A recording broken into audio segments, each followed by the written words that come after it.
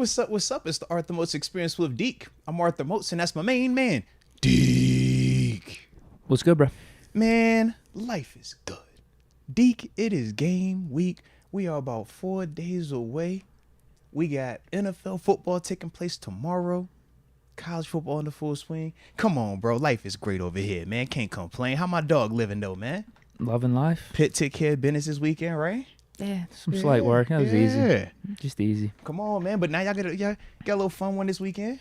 Yeah, I didn't realize Pitt was going to be as heavily favored as they are right now. They're a touchdown favorite. Money lines, I think last time I checked, it was like minus 280 or something like that. Okay. So I actually parlayed Pitt money line Let's with a little Colorado action over Nebraska to get me to like plus 120 or something like that. So has the prime effect... Is that Dude, they're already ranked. It's crazy, right? I saw that. I was like, yo, that took 1-11, win one game. You're the 22nd best team in the nation. I said, holy smokes, that is crazy. They did look really good. They did look good. They didn't have much of a defense, but yeah, they played pretty well. Sanders was looked funny, legit, though. like his son, 500 yards. And his other son led the team in tackles on defense. Then you had Travis doing what he was doing. So they should beat Nebraska, right? Didn't Nebraska play Minnesota? Weren't you watching that game? That was a good game. And you said Nebraska it was a terrible game. They kept shooting themselves in the foot. Absolutely. But it was like a 10-10 game. Yeah, It absolutely was 10-10. Okay, so yeah, absolutely. I see Colorado beat Nebraska. It was 10-10 with Nebraska having 4 turnovers on top of that in the game, bro. Yeah, absolutely, man. I think that's a good bet. I think that's a good bet. You get both first-year guys, too, at their new spots. Matt Rule and Prime. True. Yeah. Be interesting, bro. Yeah. Excuse me. Also did a little...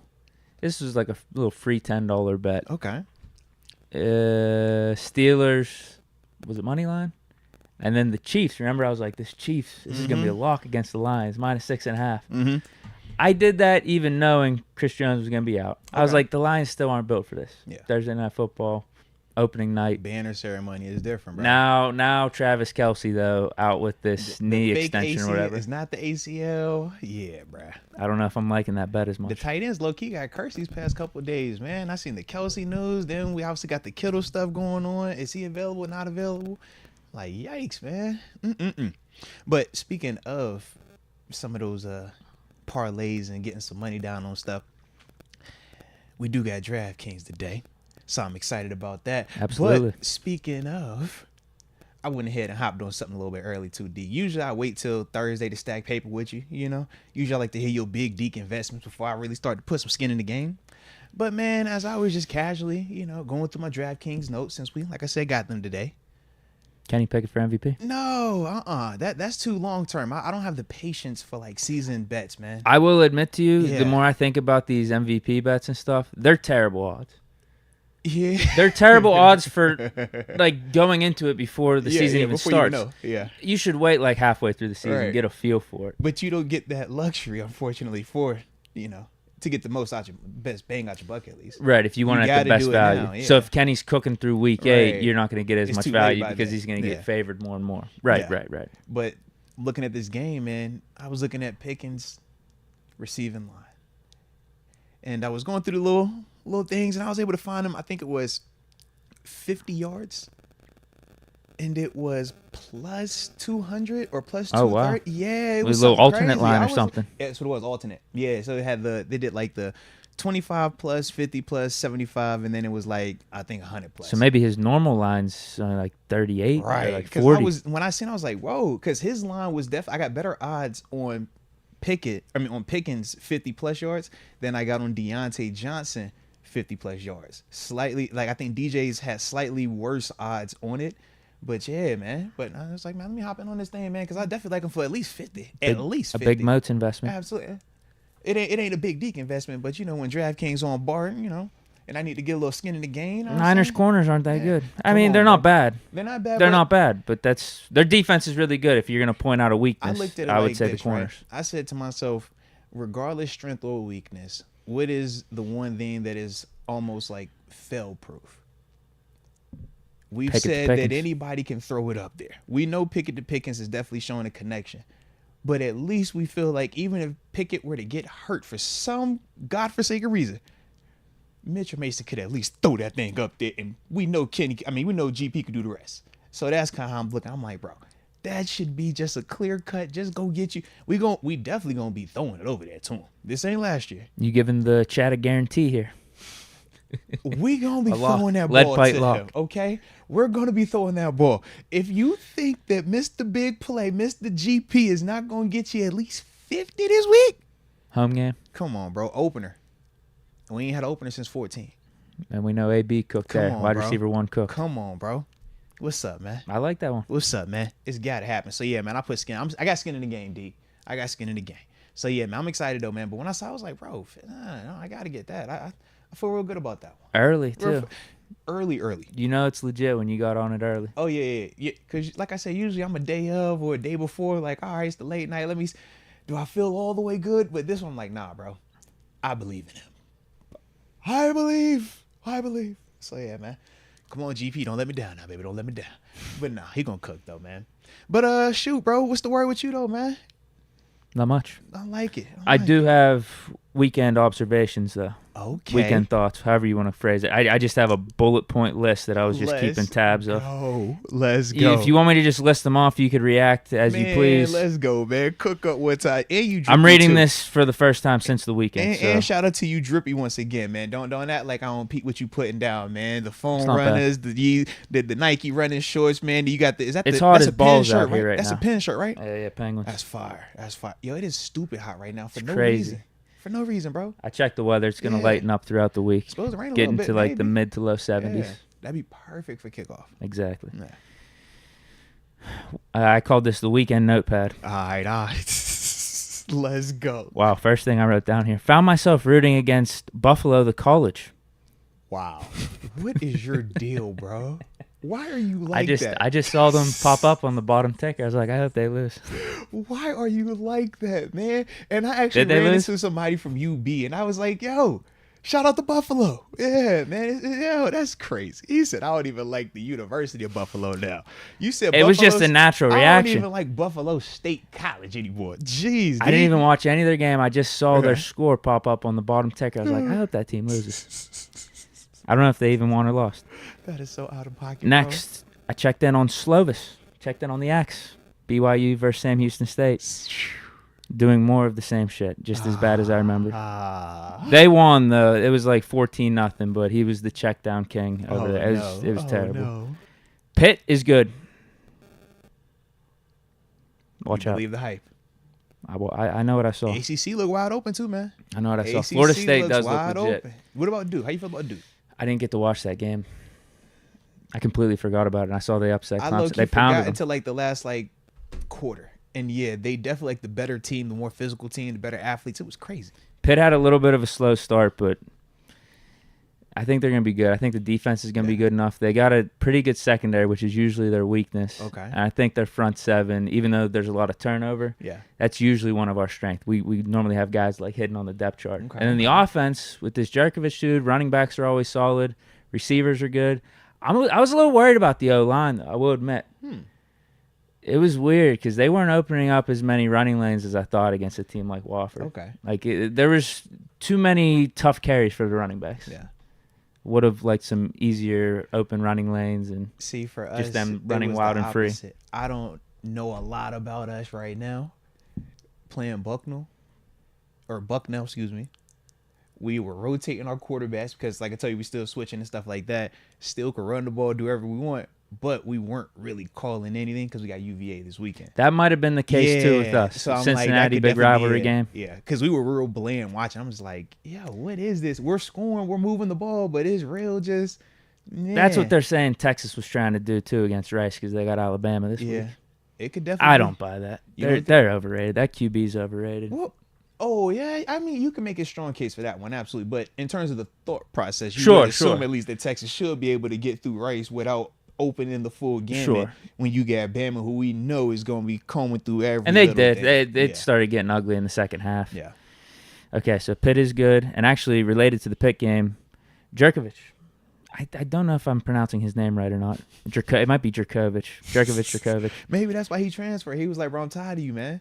He said, you keep butchering my name, bro. I don't like you no more. This is the last comparison I want to make, but it was there enough that it just okay, I kind of see this. Reminded me of Big Ben in a way. Okay. I'm not going all the way there. Trust me. You know, I'm the last guy to make that comparison, right?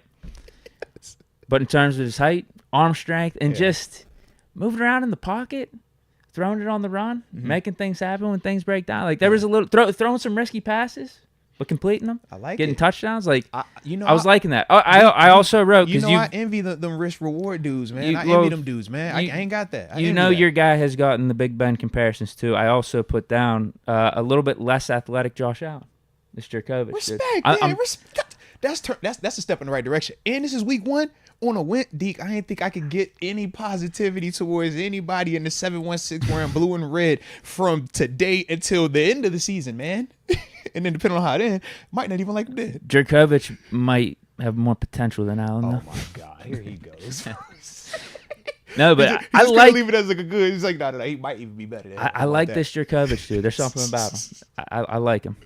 All right. Is Coach Prime the next Nick Saban? That might be an overreaction. Well, he's already doing commercials with Nick, and he was doing that back before he was even at Jackson State, if I remember correctly, right? Them Affleck commercials. He's been doing those for a while. We know for a fact he can recruit. That's the one thing that Nick Saban has. Now, they recruit different. We know with Saban, he says, hey, man, you want a national championship? Come over here. This is what we do. Prime, he's like, bro, I'm Prime. Come over here. This is what we do. So both of them been working so far. We'll see now for Prime if he can sustain it. We know Nick Saban is, arguably the greatest college coach ever, right? I mean, whoever you want to compare him to, he's going to be up in that conversation legitimately. So obviously for Prime, that's, a heck of a goal, but I'm sure he don't look at it as like it's impossible. I just don't think he'll ever be able to get to that level because I don't think he's going to stay at one spot that long. Like Saban's been at Bama for 10, 15 years, it seemed like, man. And not just there, like dominant.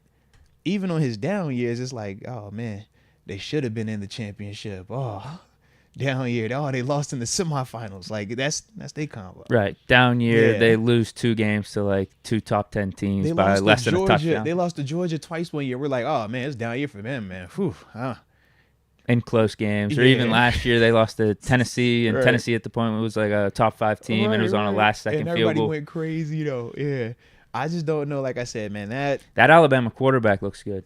He does. He's got a cannon, really athletic. Think about it, before the season, that was some of the talk down in Bama. What's the quarterback situation going to look like? Maybe Saban was hiding him. Interesting, man. Interesting, bro. A lot of these quarterbacks look good. Yeah, it's actually crazy. It was week 1. That's what I was thinking too. Like a bunch of these quarterbacks that have been getting hyped and whatnot, like they delivered week 1, but then maybe you got to look at the matchups. Yeah, because especially collegiately, I always feel like it's a lot easier to play offense than it is to play defense back, at that level right now.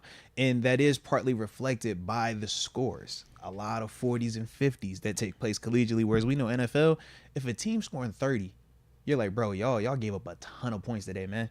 40 is almost unheard of. 50, you're like, bro, fire everybody on defense. Collegiate, I do feel like that's part of it, and especially early on while you're still going through your personnel, dudes starting to get acclimated, and just the tempo, because that's the other part. You can't simulate that. When they snap that ball and he's like, all right, come right back to the line of scrimmage. All right, do it again. Right back to the line of scrimmage, do it again. And now you can't communicate, but if I'm whatever quarterback that's half good, got a brain and know you in cover 3, and I'm checking 4 verse every single play because I know you can't check out your cover 3 because you got to look to your coach, and I ain't going to give you no time to look to your coach while he over here trying hand signal. Maybe that type of stuff to me, man. And I thought we were going to have a little bit more of a game like that where it was more back and forth defense. It was looking like that with LSU, Florida State. It did early on. And then it just got stupid in the second half with Florida State's offense and their quarterback. It was like, come on, man. But they've been talking about Florida State for a little while too, though, man. They're home. Or we got them at home here at Pitt later in the season. Bro, we got UNC in a couple weeks. Listen, Deke. I really pray that my schedule aligns because I love Florida State, bro. I've always wanted to see them in person. But I need to go see a Pitt team in person too, man. So I feel like that could be like You think that could be the game? I feel like that could be like the perfect, that can get me there. Just rock some JMU gear? No, in between? Are you going to rock some Pitt? Or are you going to rock Florida State? I would probably go Pitt because the local, but in my heart, I've been Florida State since Warwick Dunn was running with that back flat flapping, man. Like, yeah. Any takes on Prime saying he's not a no?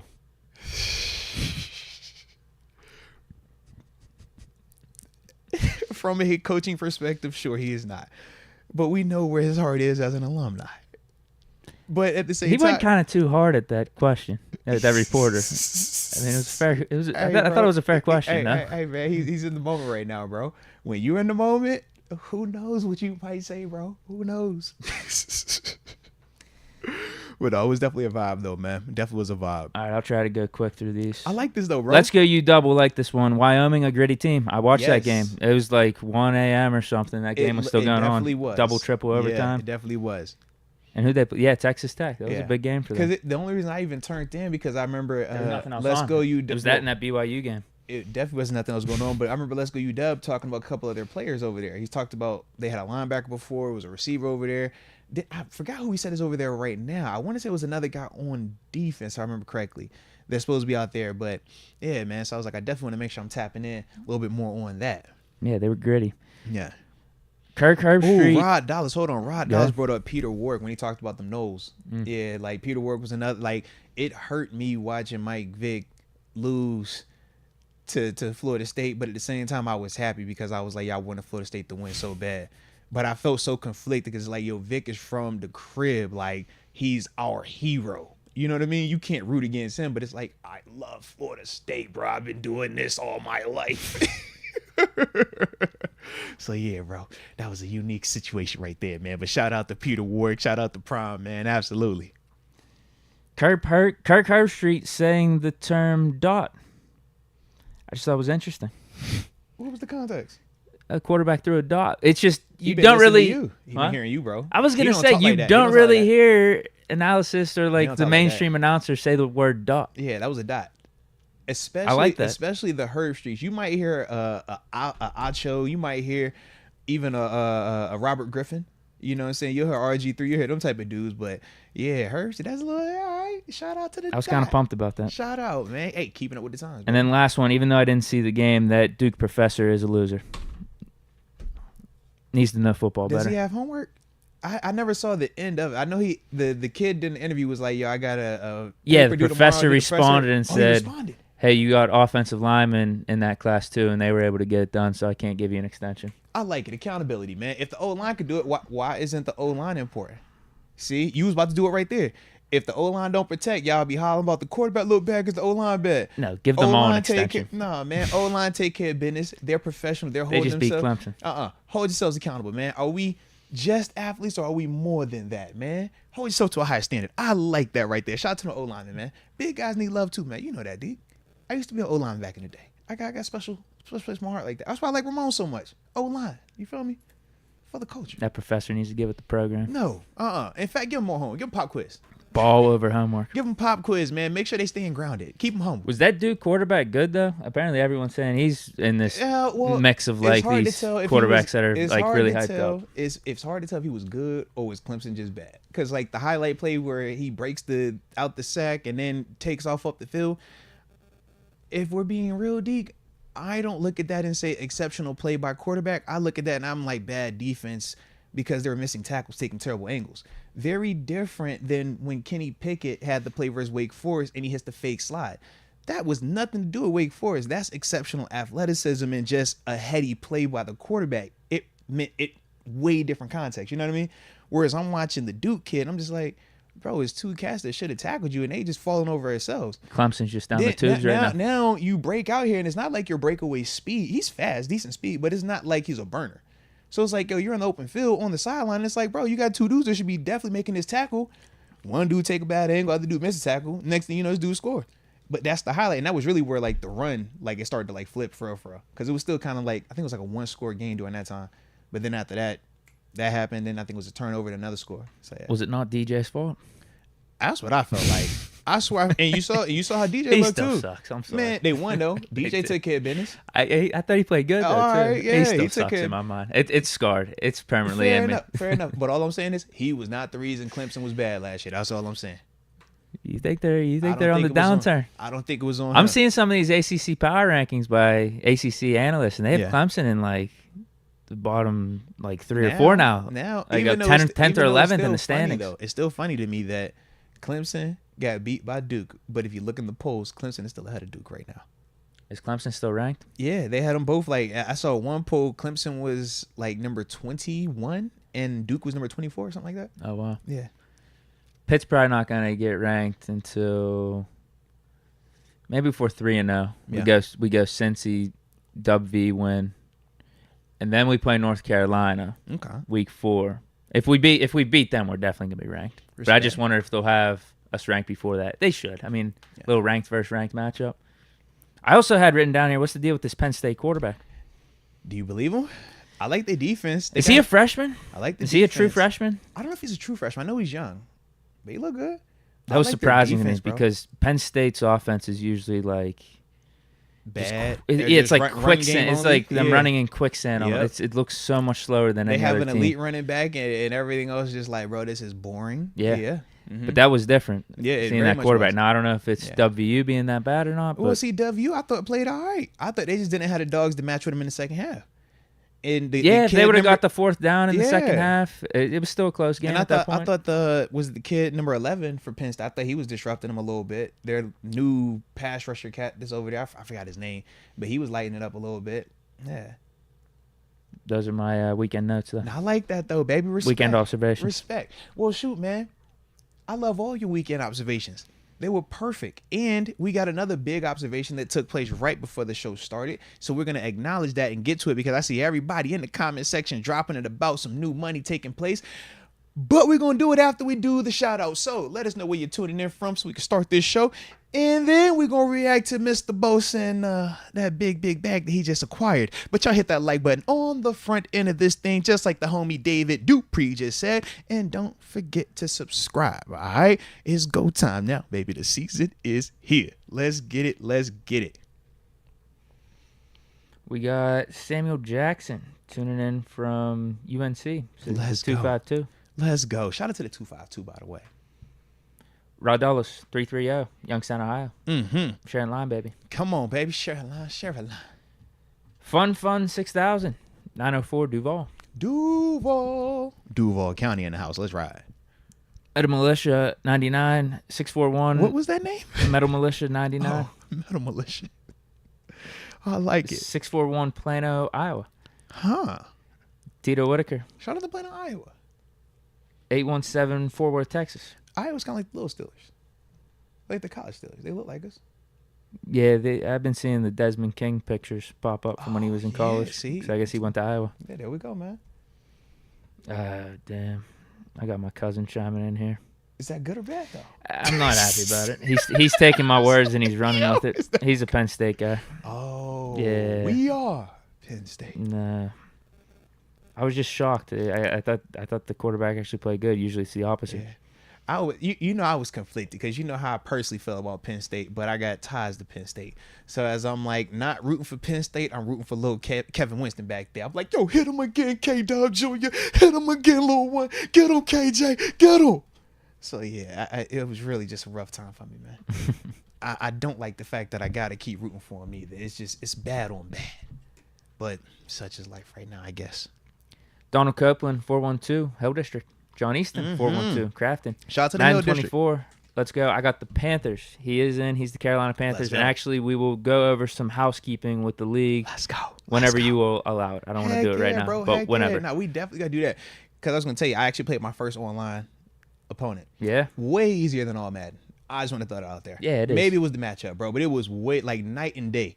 Because regular people don't always respond perfect like the computer does in certain situations. It's like, oh, you actually are going to make some human errors. Like, it's going to be regular at times. Sometimes you want to target whoever the person's Seriously, on bro. defense. Yeah, but at times when you playing on all man, I was like, bro, this computer is like never out of position. Always makes the plays, especially on all man. Always makes the plays. Never, ever does the ball just, I just tipped it by accident. No. Faithfully high pointed every single time. Bink the Patuzzi, 412 Oakland. Shout out to Oakland, baby. Let's ride. I'll say a couple more. Lifted Ones, 916, South Sacramento in the crib.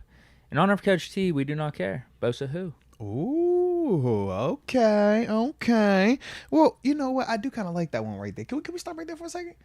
Bosa who? So Bosa did get that bag, huh? Right. Bosa got paid. Let me pull up these official numbers, Deke. You know what I'm saying? Since they out here giving out money like that. think it was Shefty that might have broke that news. Make sure we credit Mr. Shefty. But yeah, man, young Nick Bosa, who was in a holdout, very vocal about it, just signed a 5-year, $170 million extension with the Niners, $122.5 million guaranteed, ultimately making him the highest. Did you say 170? Yes, 170 was the extension, 5 years, and then 122.5 is the guaranteed portion of it. Yeah. 34 part. Yeah, so for context, TJ was 5 for 112 with 80 guaranteed. So, yeah. No hometown discount for Bosa. Well, Bosa was very clear. He said he was never taking a hometown discount. And he said that he had all the leverage because this is actually earlier today as well.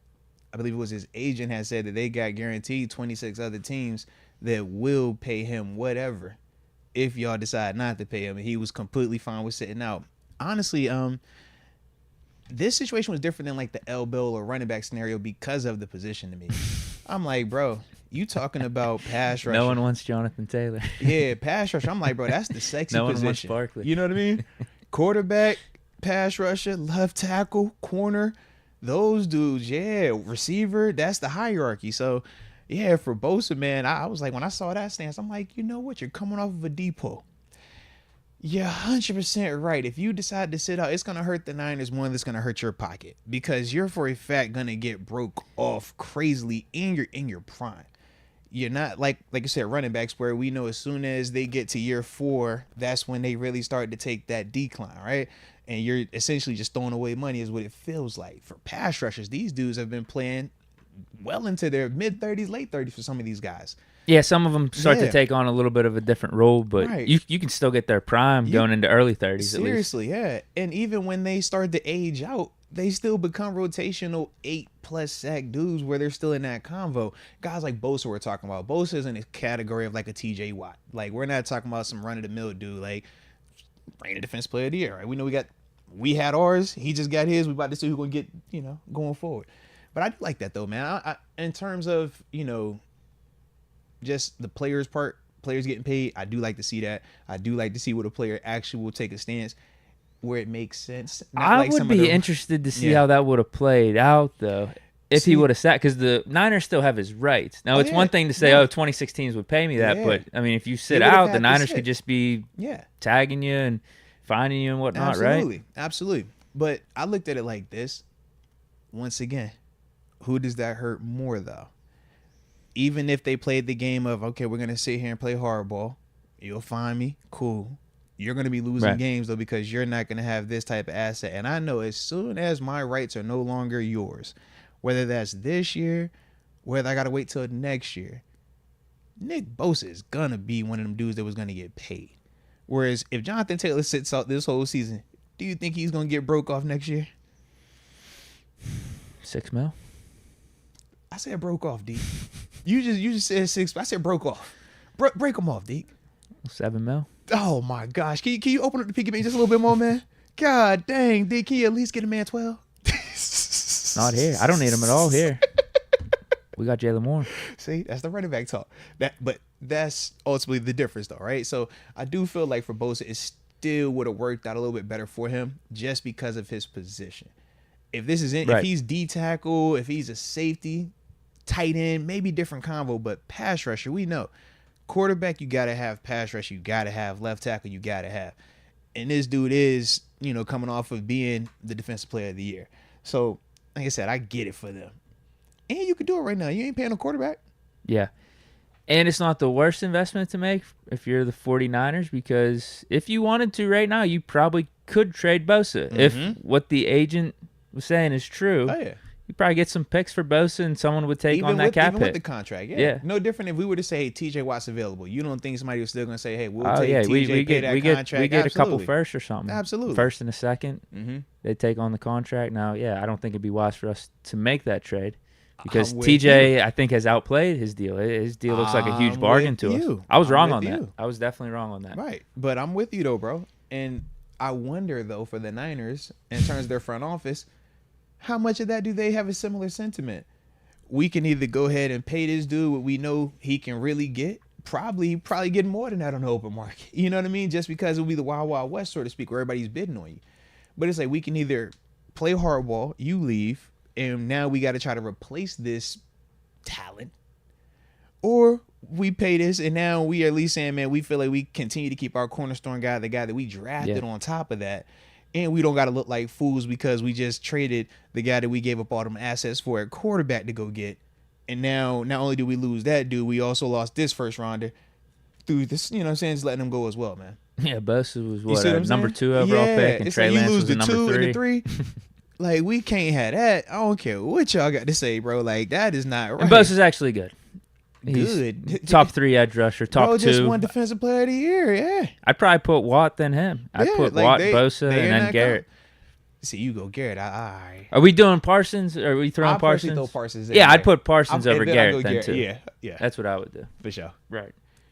But in terms of the timing, if Bosa was always going to play, this is probably the best timing we could ask for. I'd rather Bosa not play and still be holding out. I'm with you. Yeah. But this is like the TJ scenario, and you brought this up many times whenever he was doing the hold-in. Like, you never know what could happen now. Just to go from, like, 0 to 60, where he hasn't been practicing with the team and doing, like, full sprint type of stuff. All of a sudden, some of those soft tissue injuries could pop up. That was the whole season for TJ. So do you think they're going to do Bosa 100% against us? Put it like this. I don't know, based on their depth, if they can take the approach that we took. Remember, that's when we had Melvin Ingram.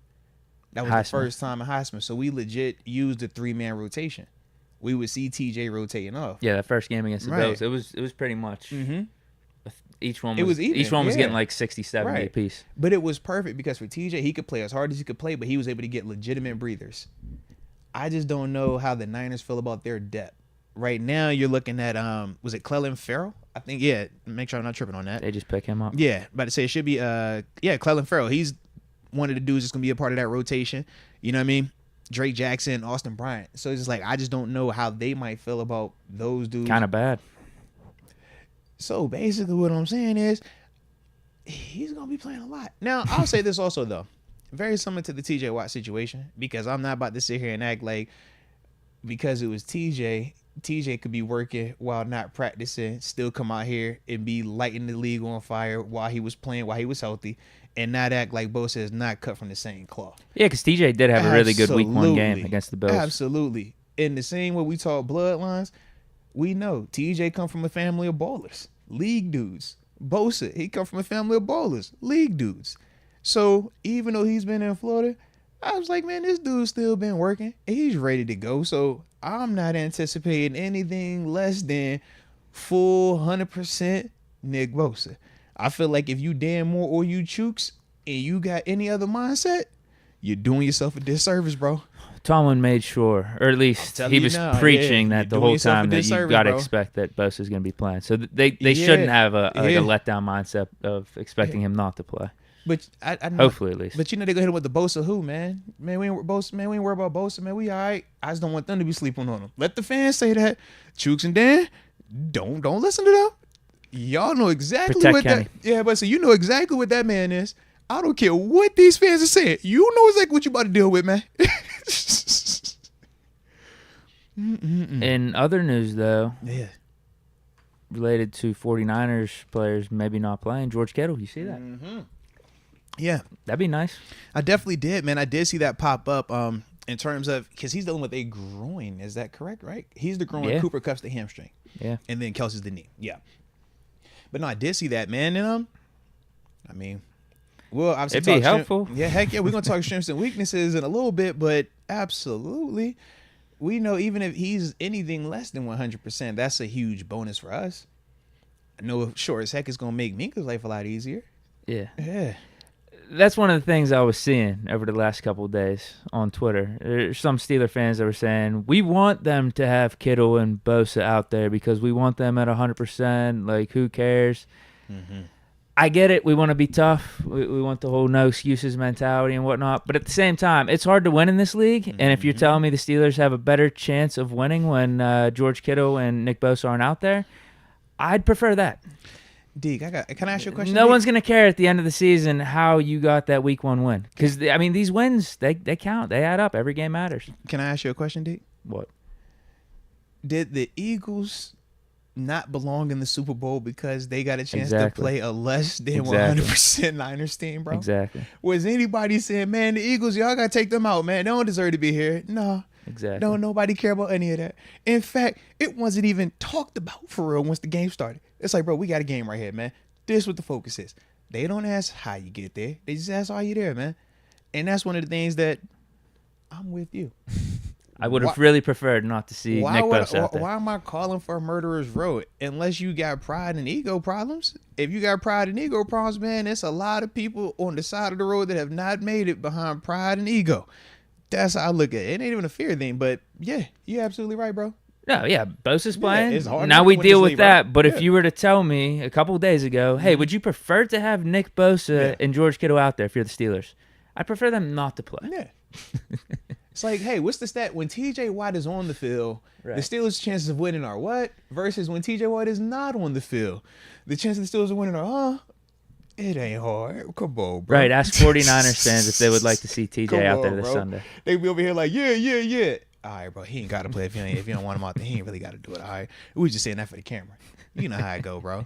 You know exactly how I go, man. That's that pride, though, bro. Anything else on Bosa? No, man. I'm just, like I said, man, I'm excited to see. A lot of money. I'm excited to see what he looks like, though. I feel like early on, there's not going to be any drop-off. I want to see fourth quarter. Because if they're not rotating, that's where that type of stuff does come into play, like we talked about with TJ. Difference was for TJ, we were able to rotate him.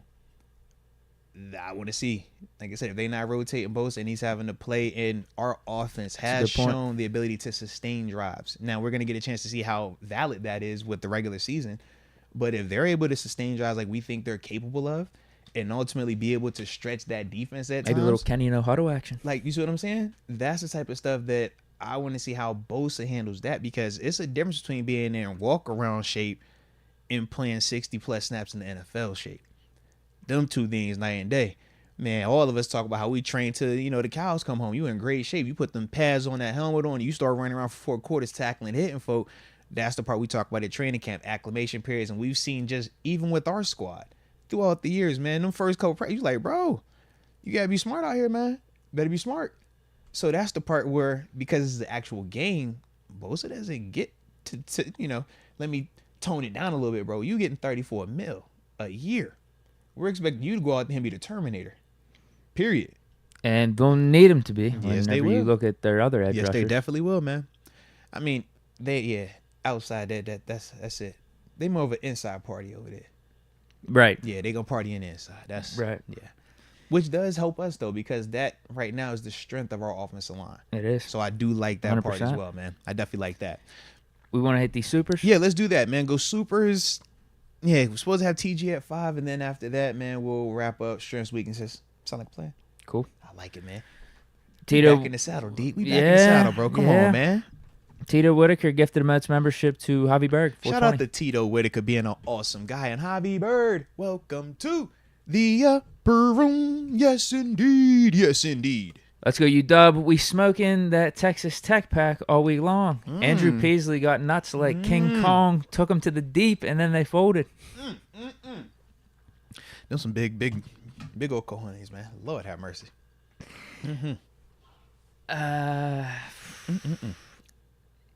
I did say Wyoming was a gritty team. The quarterback did play gritty. I don't know how good he is, though. Like, long term or for the rest of this season, though. Oh, no. He did show some stuns out there, though. I mean, he played tough. I like it. I just don't think he's close to the caliber of some of these other quarterbacks out there. He's like a good college quarterback, I guess. Let's go, UW. I'm sorry, this isn't a shot at him, but I think you know what I mean. Like, he got to see Josh Allen in Wyoming, right? This dude isn't that. He's not. I just be along for the ride, Deke. You know that, man. I'm just along for the ride. Gritty guy, though. Good sound bites after the game. Let's go, UW. Gifted a Moats membership to David Soda. Shout out to Let's Go UW being a rock star. And David Soda, welcome to the upper room. Yes, indeed. Yes, indeed. And shout out to the upper room members.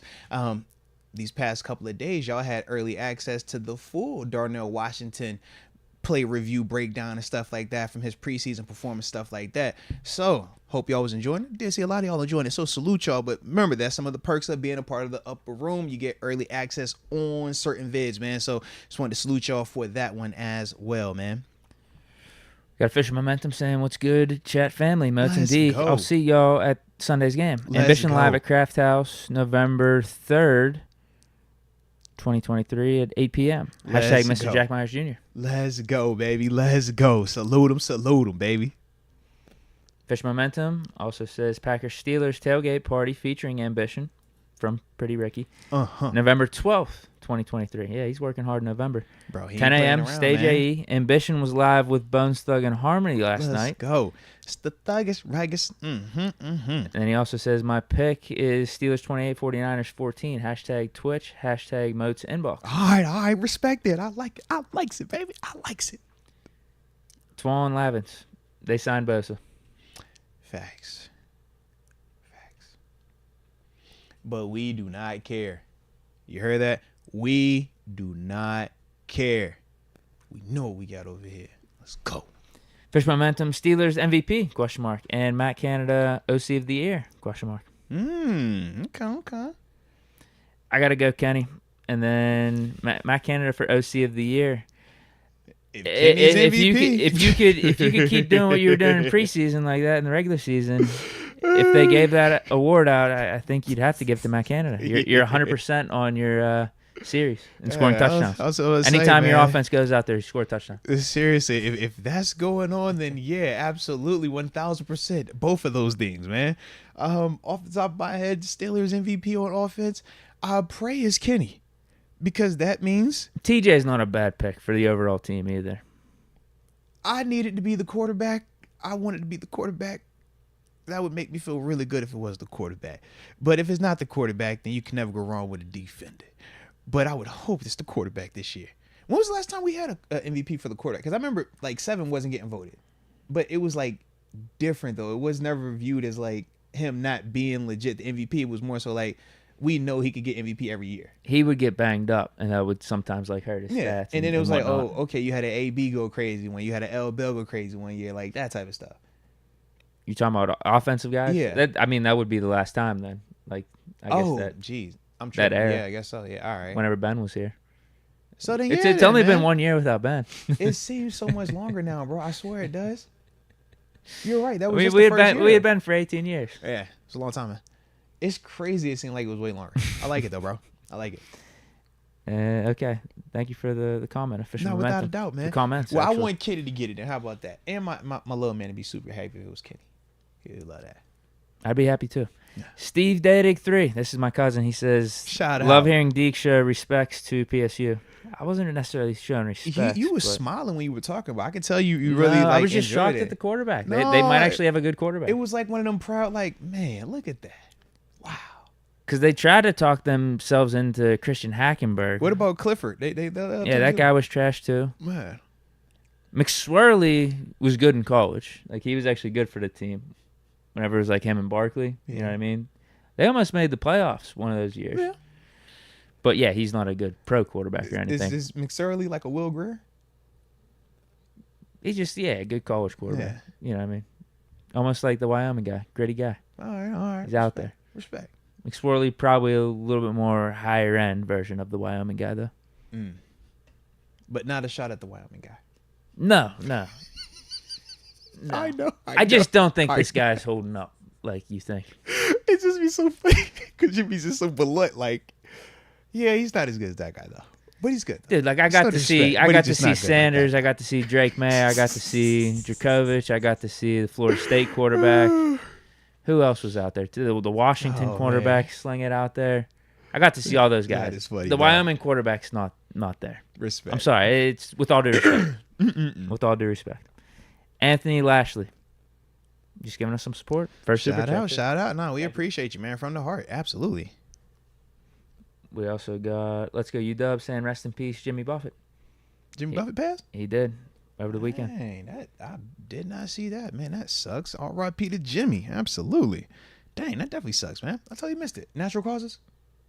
I think. Okay. Yeah, grab a margarita. Seriously, man. One time for the culture, man. Shout out to Jimmy. Mike Hood. As Tomlin would say, we do not care who they got. Shout out to all. Come on, man. We do not care. You know what time we on, man. We know that. In fact, man, y'all hit that like button one time for we do not care. If you really don't care, hit the like button. Unless you concerned about what them Niners bringing to town. I don't know, Deke. You concerned about what them Niners bringing to town, man? I had us either way. With boots, Bosa man? or with not. I had us either way. But it's big bad Bosa. Like, we ain't got a TJ Watt over here. I'd rather not Bosa be out there, but he's out there, and we'll win either way. Do we got a TJ Watt, though, Deke? We do. That's all I'm saying, Deke. Who should be more concerned about the opposing team's pass rusher? Oh, we'll get to that. We'll get to that. But I feel like we should be feeling good. I think Purdy should be more concerned than Pickett. Okay, you speaking my language. You're definitely speaking my language. Jay Swizzle. Darnell may be tasked with slowing Bosa down. I don't think it's just a Darnell. I think it's going to be a group activity, man. Because the difference, like I said, we talk Bosa versus TJ. TJ is stationary, right? We know he always lines up on the defense's left. He's always going to be facing that right tackle. With Bosa, he'll flip-flop sides. So Darnell's going to get some of that. Pat's going to get some of that. It's going to be on some Chooks. It's going to be on some Dan. It's going to be on some Jalen Warren, some Naj. Like, you're going to do multiple things. But the same thing would be said to an extent for TJ. They're going to do different things schematically to irritate TJ, to get in TJ's way, to slow TJ down, because TJ's matchup to me is way better than Bosa's matchup for himself. Now, I feel like Bosa still is going to have success in certain parts, but that matchup is not as lopsided as when we're talking TJ's matchup right now, man. 100%. Yeah. I think Highsmith might even get one off on Trent. Like I said, it'll be a good matchup. Yeah. And we got Boo Man gifting a Moats membership to Remix. Shout out to Boo Man. And you know every Remix gotta get a welcome to the upper room. Let's go, baby. Let's go. Declan Roberts. Traveling to Pittsburgh for the game this weekend. Will you guys be there? I'd love to meet up. Let's go. So I will definitely be down there. I'll hosting the interviews again. Should be the same location. Great Hall, right next to the big Steelers store, team store. But you got to go into the stadium, and it's like a big stage. Be a microphone. I usually will be over that way. That has still been the plan. Last time I talked with the team, I'll get another confirmation tomorrow just to make sure I know who I'm talking to on top of that. But that is where I'll be at if you're in the building, baby. Usually 2 hours before kickoff. All right, it's around 11 o'clock time frame. Right when you want to be around that way if you want to see me. But other than that, though, man, it's a vibe, baby. Yeah. I unfortunately won't be there. It's because you big time now, Deke. Well, here's my situation. No, it's not a situation. You have graduated from just chilling with Deke to being big time with Deke. It is simply that simple, bro. I don't know why you try to downplay your big timeness. Nah. You've been featured on countless TV broadcasts. I've seen them do a close-up on you when it's supposed to be Ben's day. You are a big-time dude now, bro. You are no longer like us common folk. No. So why won't you be able to be at the game, Deke? Tell the people what's going on, Deke. Tell the people. Tell them. Here's how it happened. Tell them, Deke. Tell them. You big time, bro. This is the one game for the season I didn't have a ticket for. So, I was asked by Bleacher Report to do a post-game report for them. Just so casual. I was just asked by Bleacher Report, you know. Just Bleacher Report. Just Bleacher Report. So, yeah, I'm going to be doing that. It would probably be too complicated to be going down the stadium, coming back home, doing all that. But I will be there for the Monday night game. Okay. I'm making up for it. But like I said, y'all heard where that man going to be at, man. So y'all already know what time it is, all right? Show the homie some support, man. He big now. Oh, yeah. I told you, he big time, man. Pull up on him, man. You Bleacher Report app, right? Yeah. As simple as that, man. And you know Deke gonna have a link on all his socials too, man. So tap in, man. Show the homie some love. Thank you. Nah. Okay, that was... Oh, well, he asked will we be there. He also... Okay, I thought he asked for any suggestions. He did not. Oh. Usually we do have people ask for suggestions. We do get tomorrow. It'll be tomorrow's show. Okay. Hey, I'm coming into town this weekend. Tailgate suggestions, food suggestions. Where should I go see? And we're gonna give them the list, and it's gonna be like repetitive for us. Right. It's gonna be fun though. We're pretty good at the list now though. Yeah, I'm fine with it. Pretty good. Rec 7, don't like how Chris Carter ain't shout out the pod, but I know it's all love. Not used to Moats being on other pods. Missed the hot takes by Deke. I was so confused. I was like, what is he talking about? Yeah. Did you link with the Hall of Fame receiver? No. The other Chris Carter. It's actually multiple Chris Carters. So you got the Hall of Fame receiver Chris Carter. You got the former Pittsburgh Steelers Chris Carter. And then you got the media. There was a Steeler named Chris Carter? Yes, he was here when I was here. He played his college ball. Where did CC play at? Because he coaches at USC now. He's been out there the past 2 or 3 seasons. Yeah, he was outside linebacker here. Oh my, I'm really drawing a blank on Chris Carter where he played at college at, bro. Oh my goodness. Where the heck did CC play? Bro, this is about to drive me nuts. Oh, all right, I'm going to do it. I'm definitely going to do it. Yep, because it's irking me, bro. Couldn't go on with that. Yep, and because it's my dog, too. I felt Fresno. I was about to say he's from college, Fresno State. Yeah, that's where he played at. But yeah, man, you really don't remember Chris?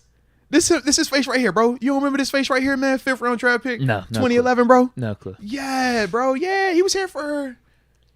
Because he was the one who introduced me in 14 when I got here. Not, like, introduced, but, like, he was the outside linebacker that kind of, like, took me under and was really like, yo, man, I'm going to open this up and, like, hope you learn this thing.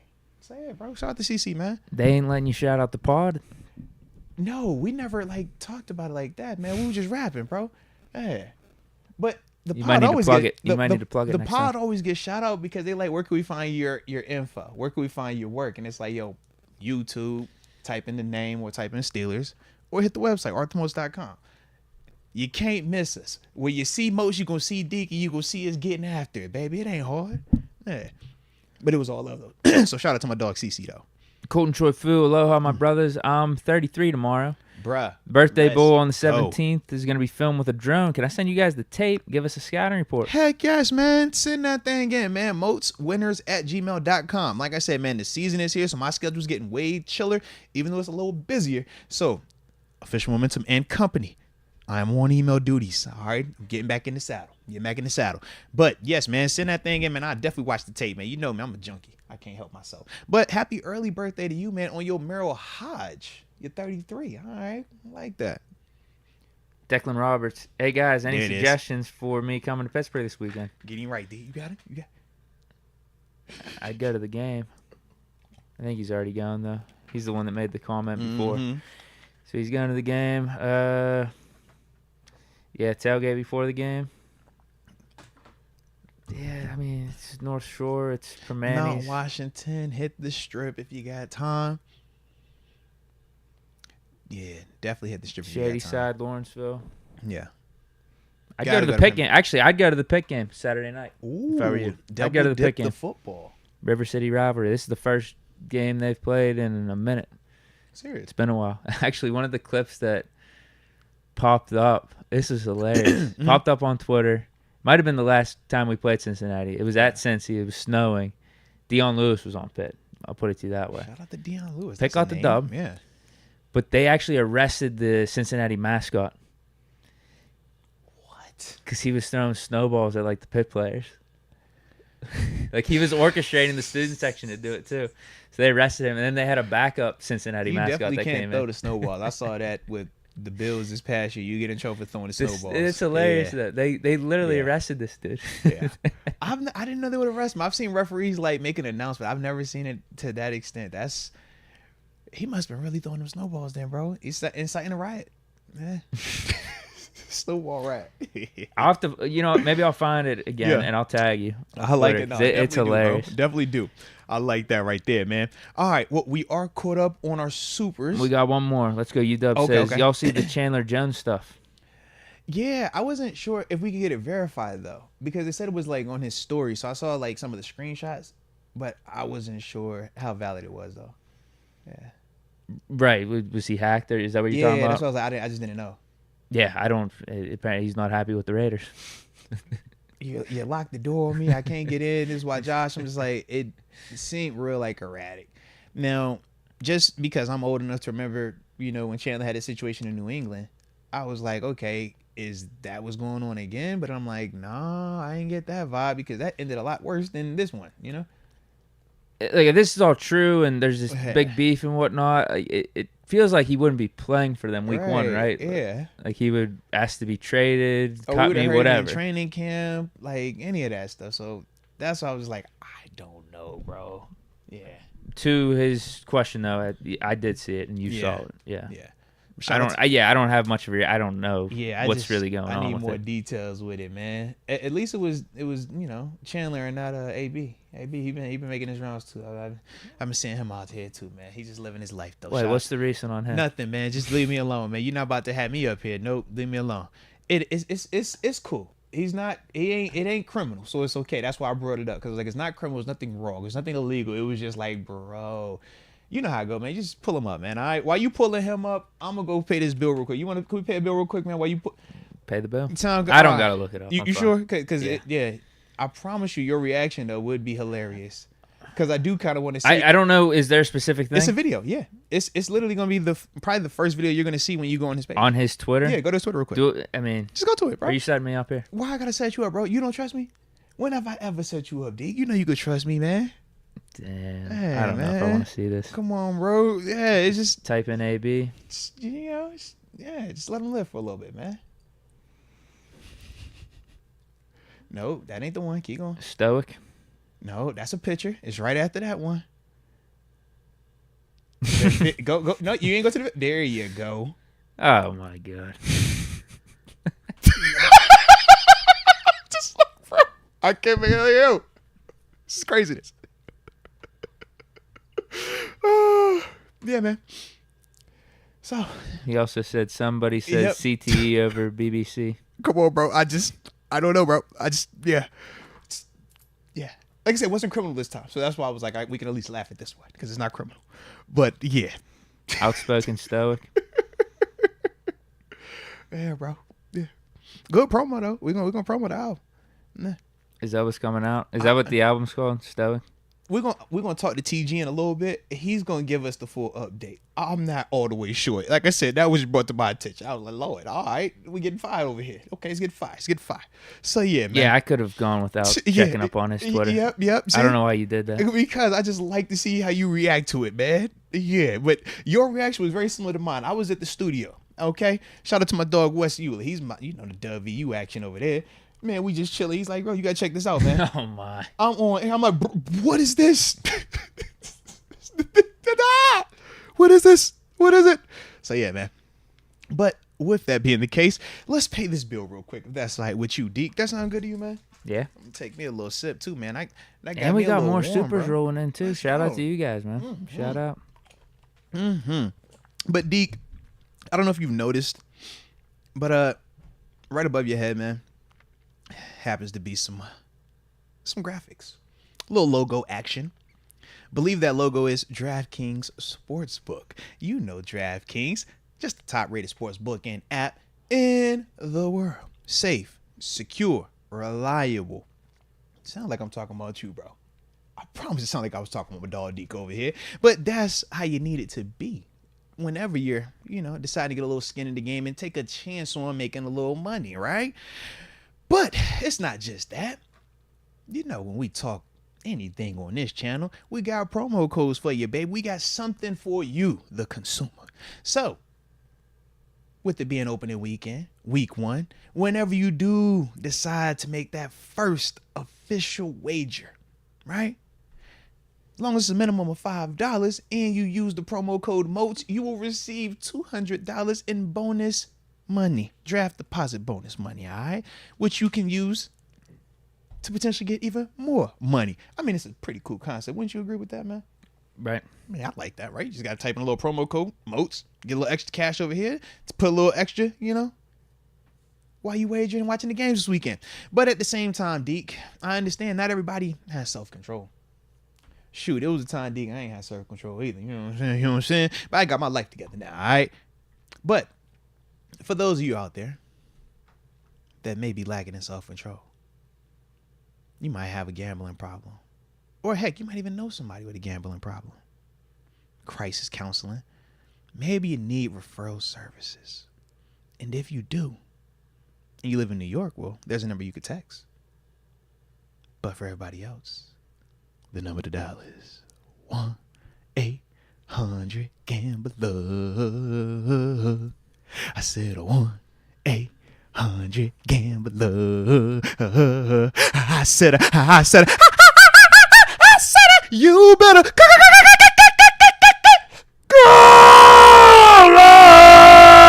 La la la la la la la la la.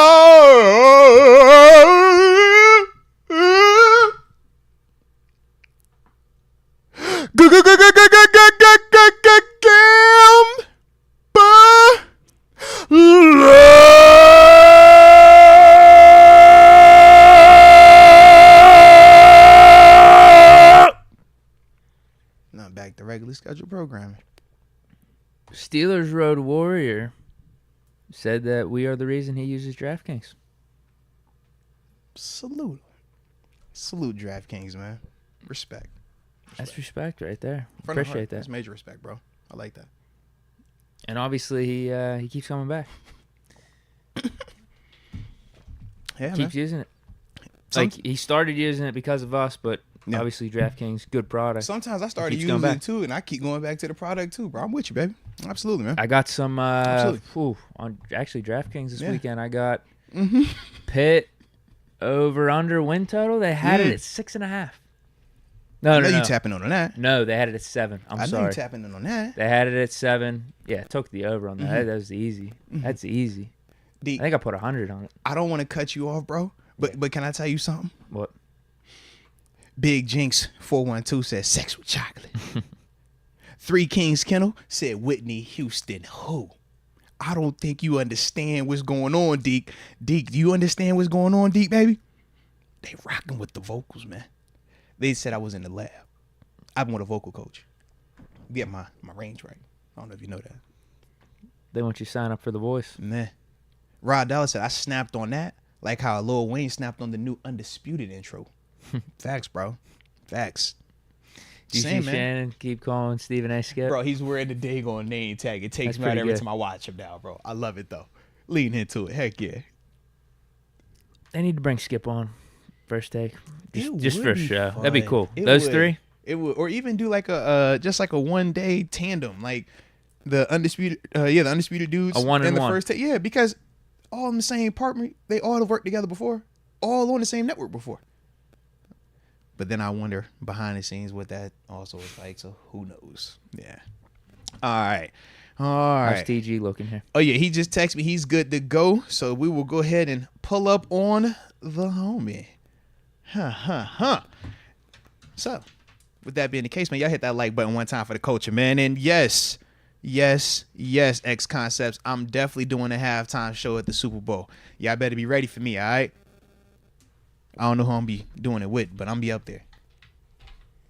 It's gonna be fun. We talking any college ball with TG here? Oh man, absolutely. You know we're gonna start out with that because they took an L. We ain't gonna let that ride. No, Let me get back to these topics real quick. Hold on.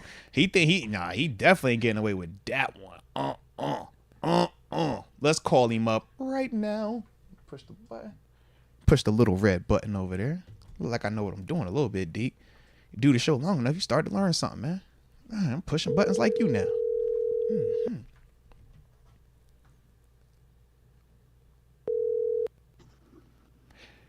Yo.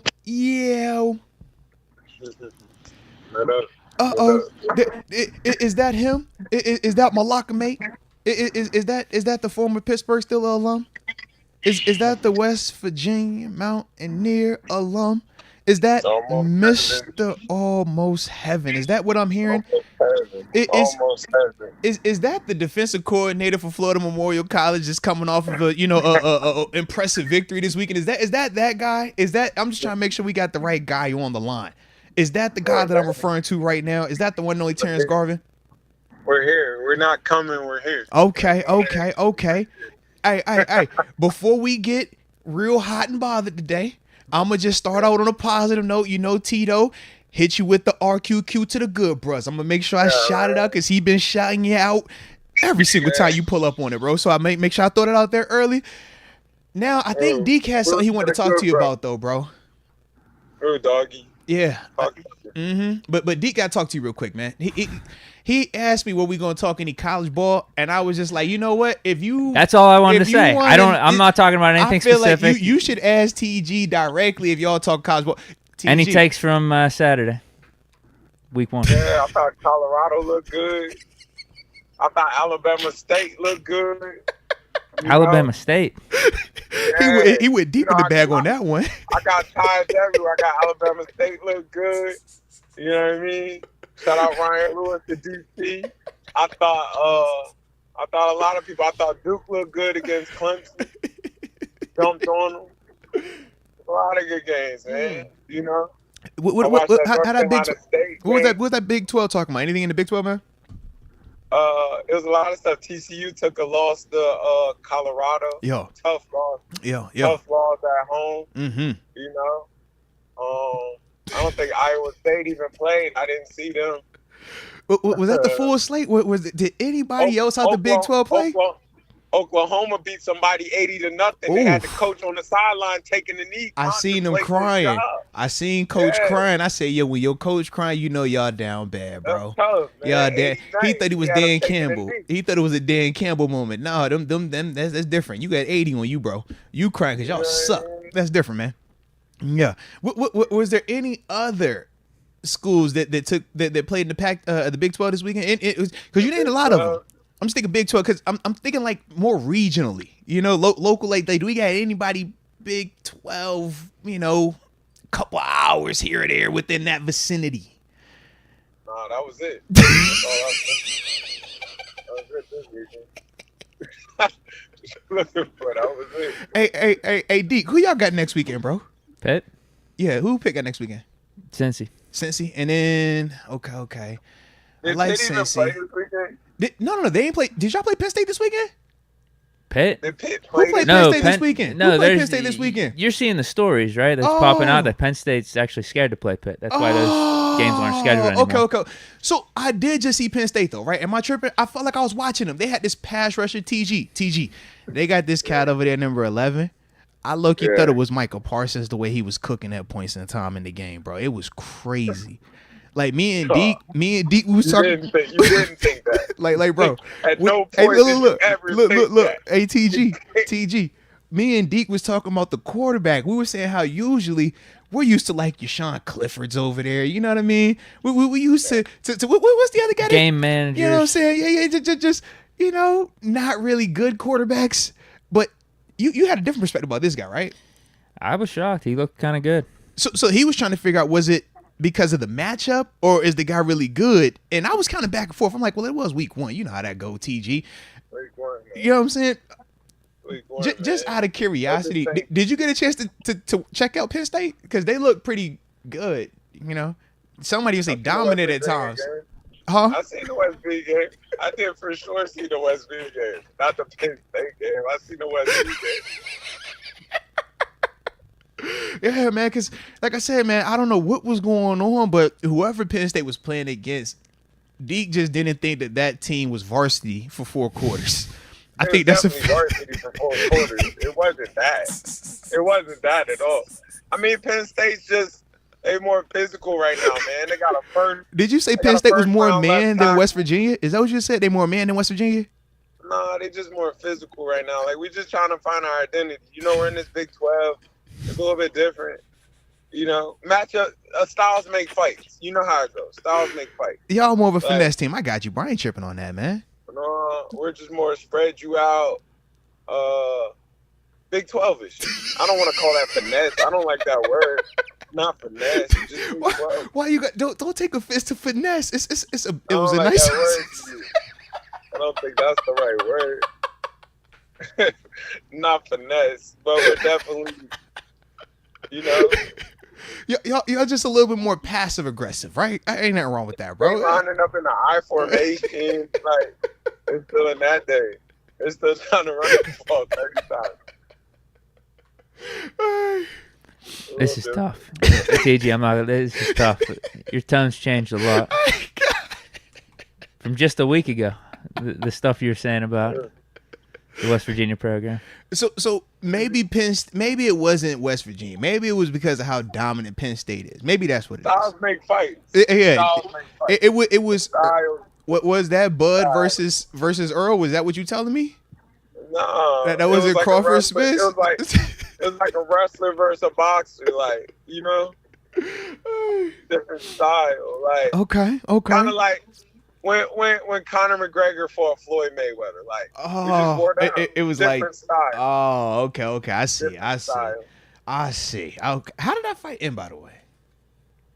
Floyd. Was it Floyd? Oh, all right. I was Floyd was the upper dog. The underdog just didn't pull it off. But fair enough, bro.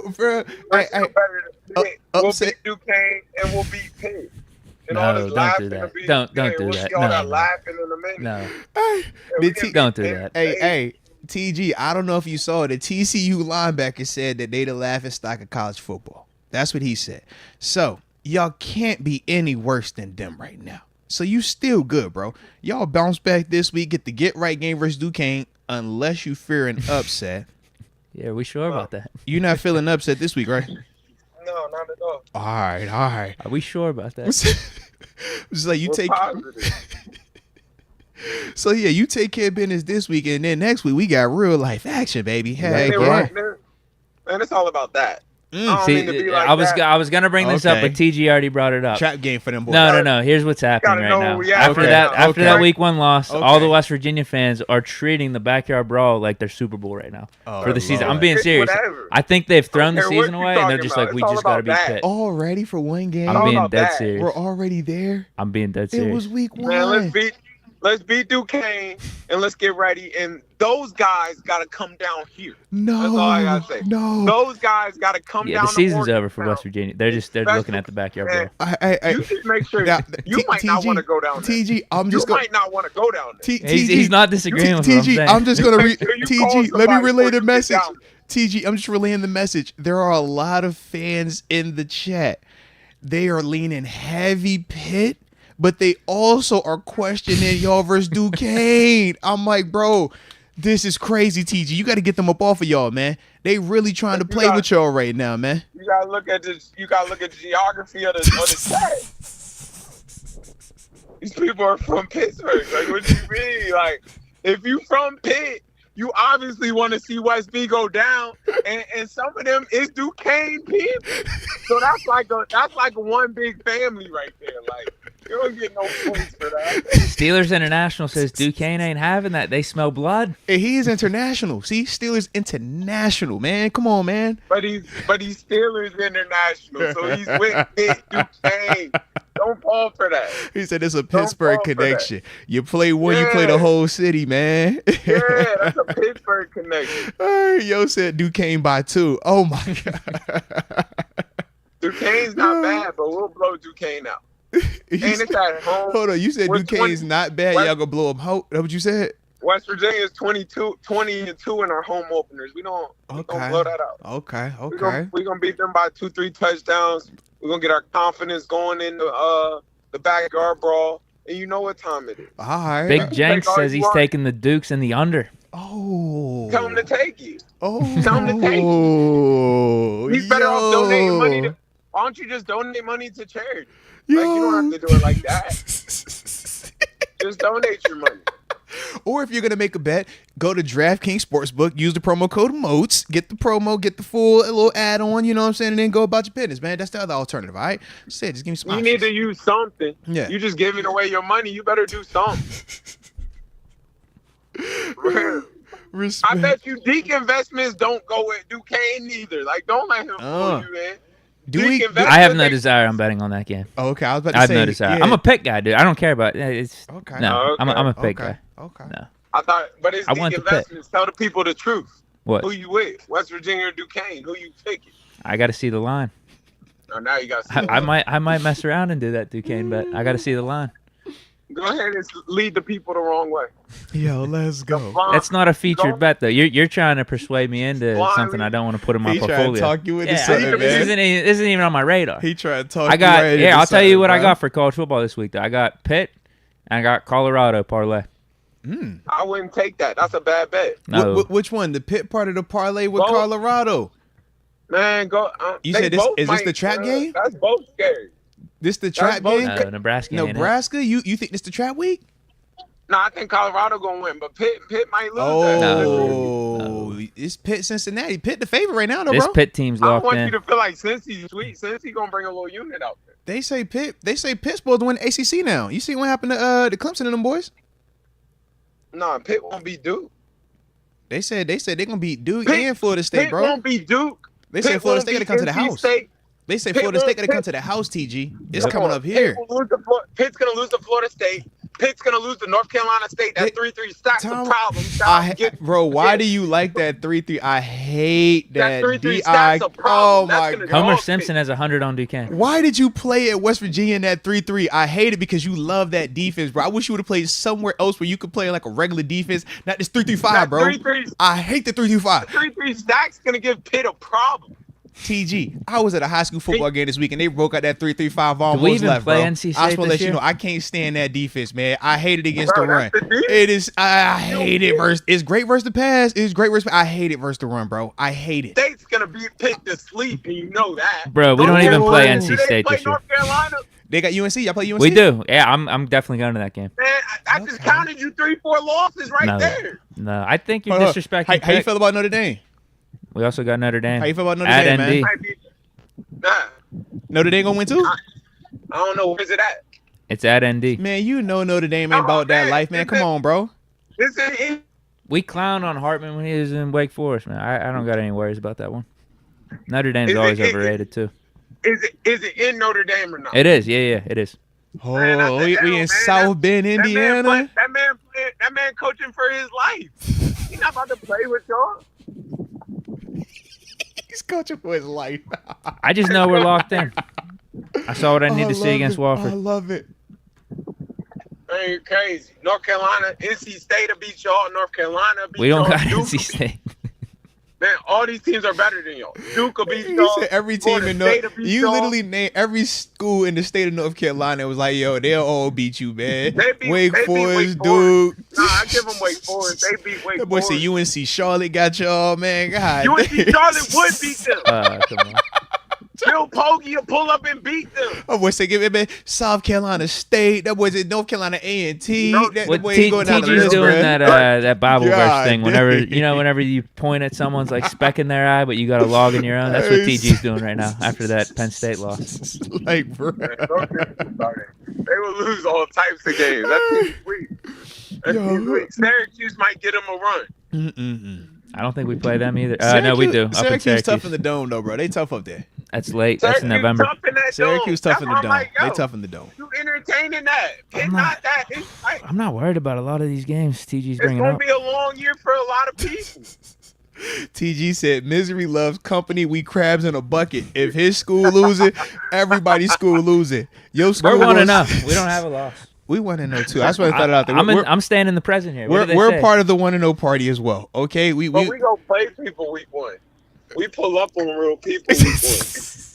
Like, bro, we went to. Dude, I think they said Pitt has like the toughest out of conference schedule this year. That's what they said. I mean, we got Cincy, we got West Virginia, we got Notre Dame. Respect. Yeah, No way. I think it was. It was either the toughest or like top 5 toughest out of conference schedules. I just don't see it. Yeah, this is funny. I can't wait to see what this weekend looks like for both of y'all schools, man. I are really excited for that. But TG, Yeah. we know what else we got this weekend, man. We got Steelers football, but we just somebody get a bag. Somebody's got a big bag. Hey. A Can big, I get my big, respect? I told you big, they would get big that bag. thing done real quick. Factamundo, big bag. I'm like, there's no way they coming into You're not. Pittsburgh Come on, bro. without Nick Bosa. Come like, on, bro. no. Come on, bro. No, what you need? You waited. I see you're serious about holding out. Here, what you want? Oh, it's Wednesday. You really ain't here? All right, come on, Oh, bro. you're really serious about this. So Okay. you said whatever the quarterback is making 32, you need more than that. All right, we give you 34. I got you, bro. Here you go, man. I don't want no problem. 34 a year. That's How you feel though? Is he worth it? he's worth that. He's worth that. I mean, the number is high, but he's worth it. He just reset the market. You know how it is. Mm-hmm. But he's a pass rusher. He's young. What? He's 25. Yeah, coming out the Yeah, prime, just won He's the still depot, under 26. just won Depot, defensive player of the give him- year. Yeah, Give him everything you want. Homegrown, second round. Think about a homegrown, second overall pick to them boys. This is right after you whiffed on the third overall pick with Lance. Yeah. Bro, be real with you, TJ Watt would have got some type of crazy number. He just gave him the discount. Like Nick Bosa just didn't give him the discount. And Nick did say that too. Nick was like, I'm not giving a hometown discount. I will leave. I will sit out. I know I got suitors out there. Yeah. I will hit it on y'all. Like, you got to think TJ Watt was in the same leverage, so I don't want you to feel like that. No, he definitely was. He was. He just gave in. Nick just didn't give in. Yeah. Like, he wasn't. And it was a different type of pressure too. With TJ, he was still showing up, just not practicing doing the hold in. So even though you're holding out, when you see your guys every single day, when you're sitting in the meetings every single day, when you got the coach say his little things to you every single day, it is a lot easier to give in. Whereas we talk Bosa been down in Florida, they said not showing up for anything. I just think it's a lot easier to, stay true to your stance. Kind of like even with L. Bell when he, ultimately stayed away. Versus when you're here and you got, your guys pulling on you, man, because it does weigh. Yeah, I mean, I'm with you. No. I'm with you, but I don't know. Because at the same time, I feel you, and it's like you do see your teammates and all your people every day, but you go home every day, too. Yeah, you know what I mean? True. Very true. And when you go home, it's like that reality coming in. And not that it's a struggle or anything, but it's just we've gotten here. Mm-hmm. Let's go get Because I was literally just saying, I'm like, man, it's taking Bosa 23, 24, maybe 20 years to get to this point. Mm-hmm. So you've been dreaming about this, thinking about being maybe the highest paid dude for 20 years, and now you're here. And they tell you to take a discount, take a little less. Yeah. Just, so it's like, I think it's one of them things, man. It's like everybody's different and how much you love your home, but I think you always want to get yours in a sense too. Not 100%. Being selfish, but it's business. 100%. Now, with him missing as much, all-season time, right? No OTAs, no training camp, no preseason games or practices with the team. What are you expecting to see from Bosa come Sunday, man? I expect him to look like Bosa. I think that rush should be hot. I think it'll be good competition, especially pulling up with a TJ Watt in the same vicinity, same building as you. Like, I think the tape gets a little bit hotter. Like, I think they put on a show this weekend. Hey, now. Like, hopefully the show doesn't. I think they put on a show. TG, let me just tell you something real quick, TG. I got on me a Coach Tomlin shirt. It says 2 dogs, 1 bone. And that's what I was thinking of when I put this shirt on. I said, no, Bosa hasn't signed yet. But we did Lockamaze last night. We talked about this. We was both like, yo, he's going to get this deal done. At some point, we got 2 dogs, 1 bone. We got the reigning Depot versus the guy who won it the year before. The reigning versus the reigning. Both of them first rounders. Both of them got bags where they set the market. Both of these dudes got pedigree, come from NFL families. Both with marquee franchises. Come on, bro. Are the Bosas better than the Watts? Seriously, are the Bosas better? This the McCoys and the Hatfields. Come on. This is a great question. This is the Garvins and the DeClavins, man. Come on, bro. You know what time it is. Who's the greatest? Come on, man. That's what we finna get, bro. I can't wait. You don't think TJ juiced up too? You don't think TJ's gonna want to go out there and show them boys, bro? That. I'm nicer than you. Big bag and all that. I'm nicer than you. I don't care what they tell you. You're not me. And I know Bosa's gonna have that same energy coming back at it. Bro, I can't wait to watch both of them cook in the stadium. It's then they fire. both kind of do some petty celebrations. Okay, talk about it. So talk about it. You know. It get weird, like, hey, Bosa gonna hit you with he gonna kick and then get you the shrug on him like, what's up? Yeah. Okay. Don't be surprised. Like, and TJ give you the kick and the snarl. He gonna look over there like, it's my city. Mm-hmm. You know what time I'm on. I can't wait, bro. You know where you at. I can't wait, bro. I cannot wait. It's going to be I love my pass rushers, bro. I love my pass rushes. These are my dudes right here, baby. It's about to be one. TG, any concerns about any soft tissue injuries with Bosa? I mean, this is my thing, because I know you kind of, in a sense, saying it, like, because, physical conditioning precedes everything else. You feel me? That's first and foremost. Shout out Coach T. Physical conditioning precedes everything else. If you know, you know. If you know, you know. I say that all the time. The most important thing is to be conditioned, but Absolutely. I don't want you to feel highly conditioned athlete, baby. Just because he wasn't in training camp, talk about that it. He wasn't doing training camp. Talk about it.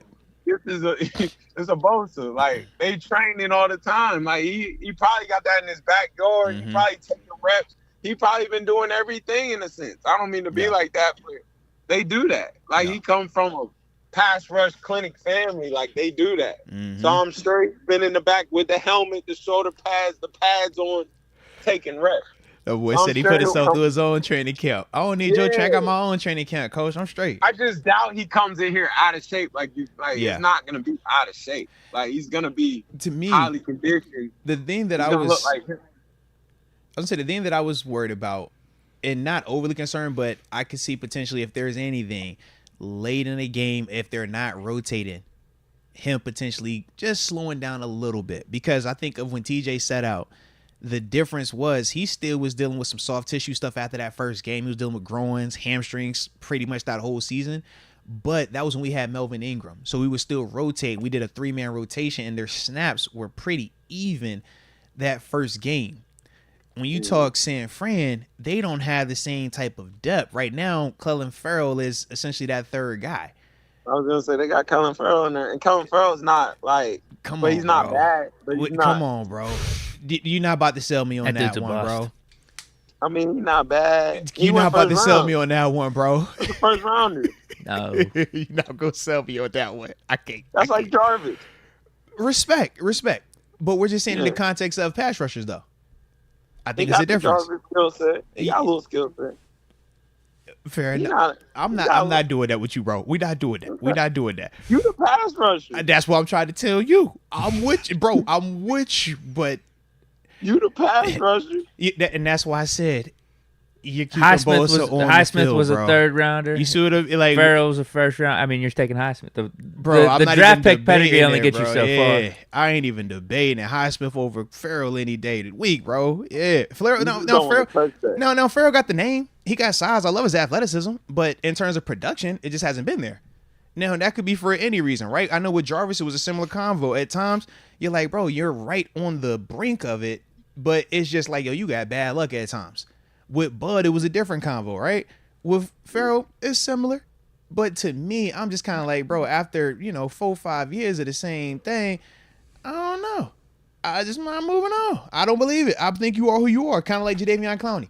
Y'all, people gonna still be talking about Jadeveon Clowney. He got all the skill sets to be great. Okay, cool. How many? I'm still supposed to be waiting on that, man? So that's my whole thing, baby. That's all. I'm with you. Yeah. Clowney tape is hot, though. Stop it, bro. It is no way. It is no way. Who is it hot? Is it hot in comparison to a person with first round generational talent expectations? But when you're a first rounder, those are the expectations. And that's really what I'm saying. Like, Clowney's just a product of his hype is too high for his what he is. I don't care who's at fault. Not hot. I don't care who's at fault. But what I'm saying is this though: if you walk in here assuming just because his tape's not hot because of expectations that Clowney is gonna wake up and be your number one pass rusher, you're gonna be sadly mistaken. If you look at Farrell and say, oh yeah, he could get in that rotation and take, same amount of snaps as a Nick Bosa and we ain't gonna have no drop off, I think you're mistaken. That's all I'm saying. I'm with you. Clowney, bro, but once again, Clowney, crazy athleticism, though, right? He's still going to be a good player. But is he going to be a guy where you're like, bro, we got to account this and this and this, and we got to do this? No. You're going to be like, I acknowledge him. He's good, but we not losing sleep over him, man. Because he hasn't shown enough consistency and productivity for it to be warranted just yet, man. Mm-hmm. Yeah. That's how I look at it, at least, bro. I'm with you. No. But with that being the case, though, how we feeling about this matchup, man? We got to talk about it, baby. Any bold predictions? What you got? No. What's on your mind? Now that Bosa back? This is the definition of a 5-star matchup right here. Yeah. We got star. This is star-studded. I personally think San Fran on paper is just elite. Like, they're on paper. They do got people. Every they got offense, defense.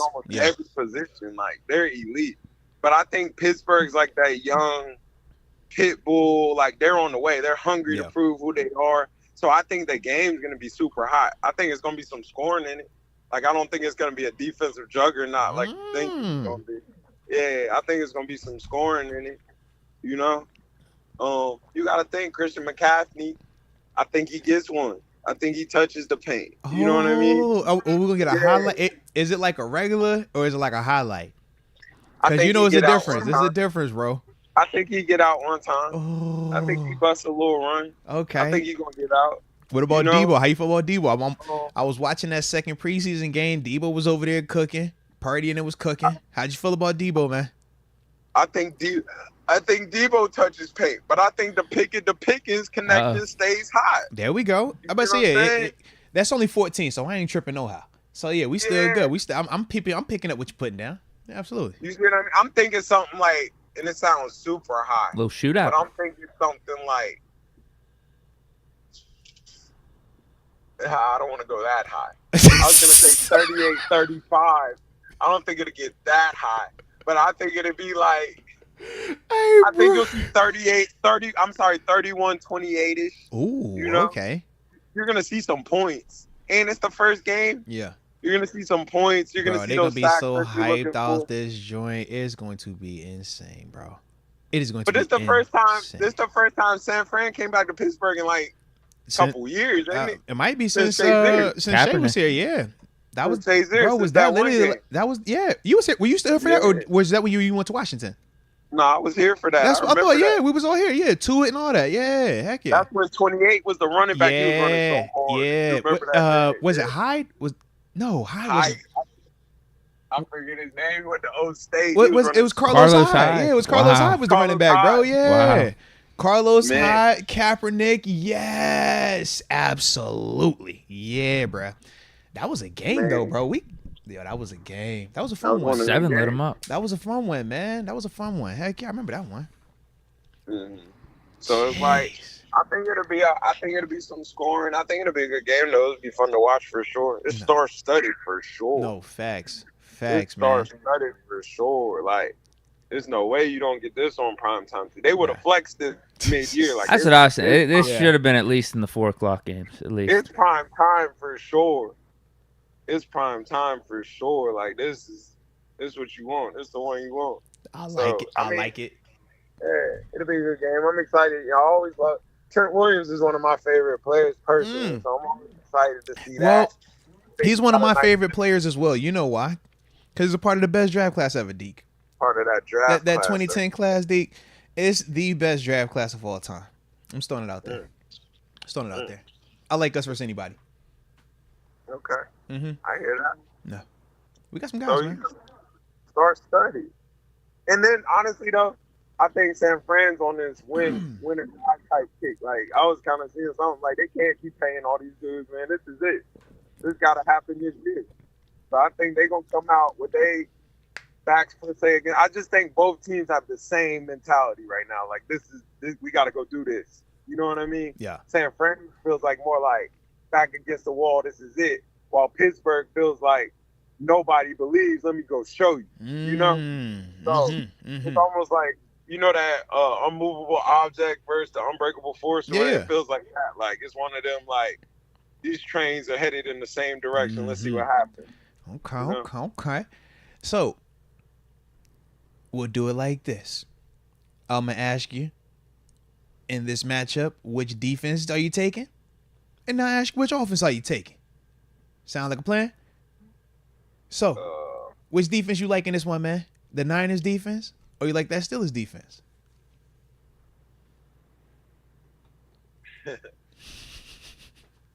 I mean, you know, I'm a Fred Warner fan. Like, I like Fred. Oh, I know this shit, guy. Think about it.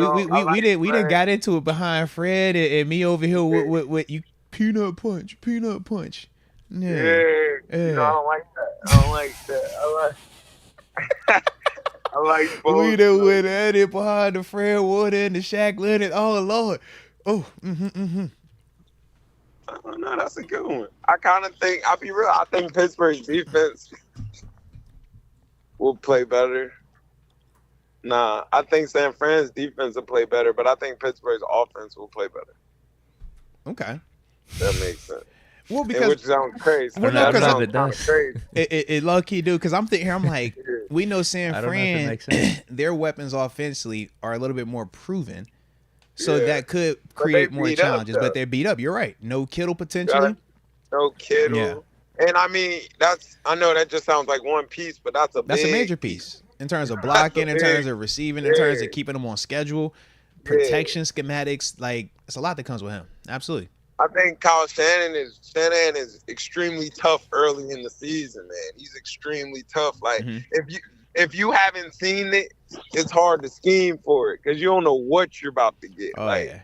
You're going to get pre-snap movement. You get in a whole bunch of misdirection. We running right. It's play action. No, it's not. Debo and he could come out in 10 personnel and Debo be in the backfield. Seriously. Like, he's like, bro, this is like, what is this? Yeah. So it's like, I think it's a lot of factors to it, but I think their defense is who they still are. Okay. You know what I mean? I think their defense to me, I think the defense will keep them in the game. I think the defense is what they're going to stand on. Like, they'll get some 3, 4 and outs. They'll get some stops. I think they'll make some plays, you know? I think Pittsburgh's defense will make some plays.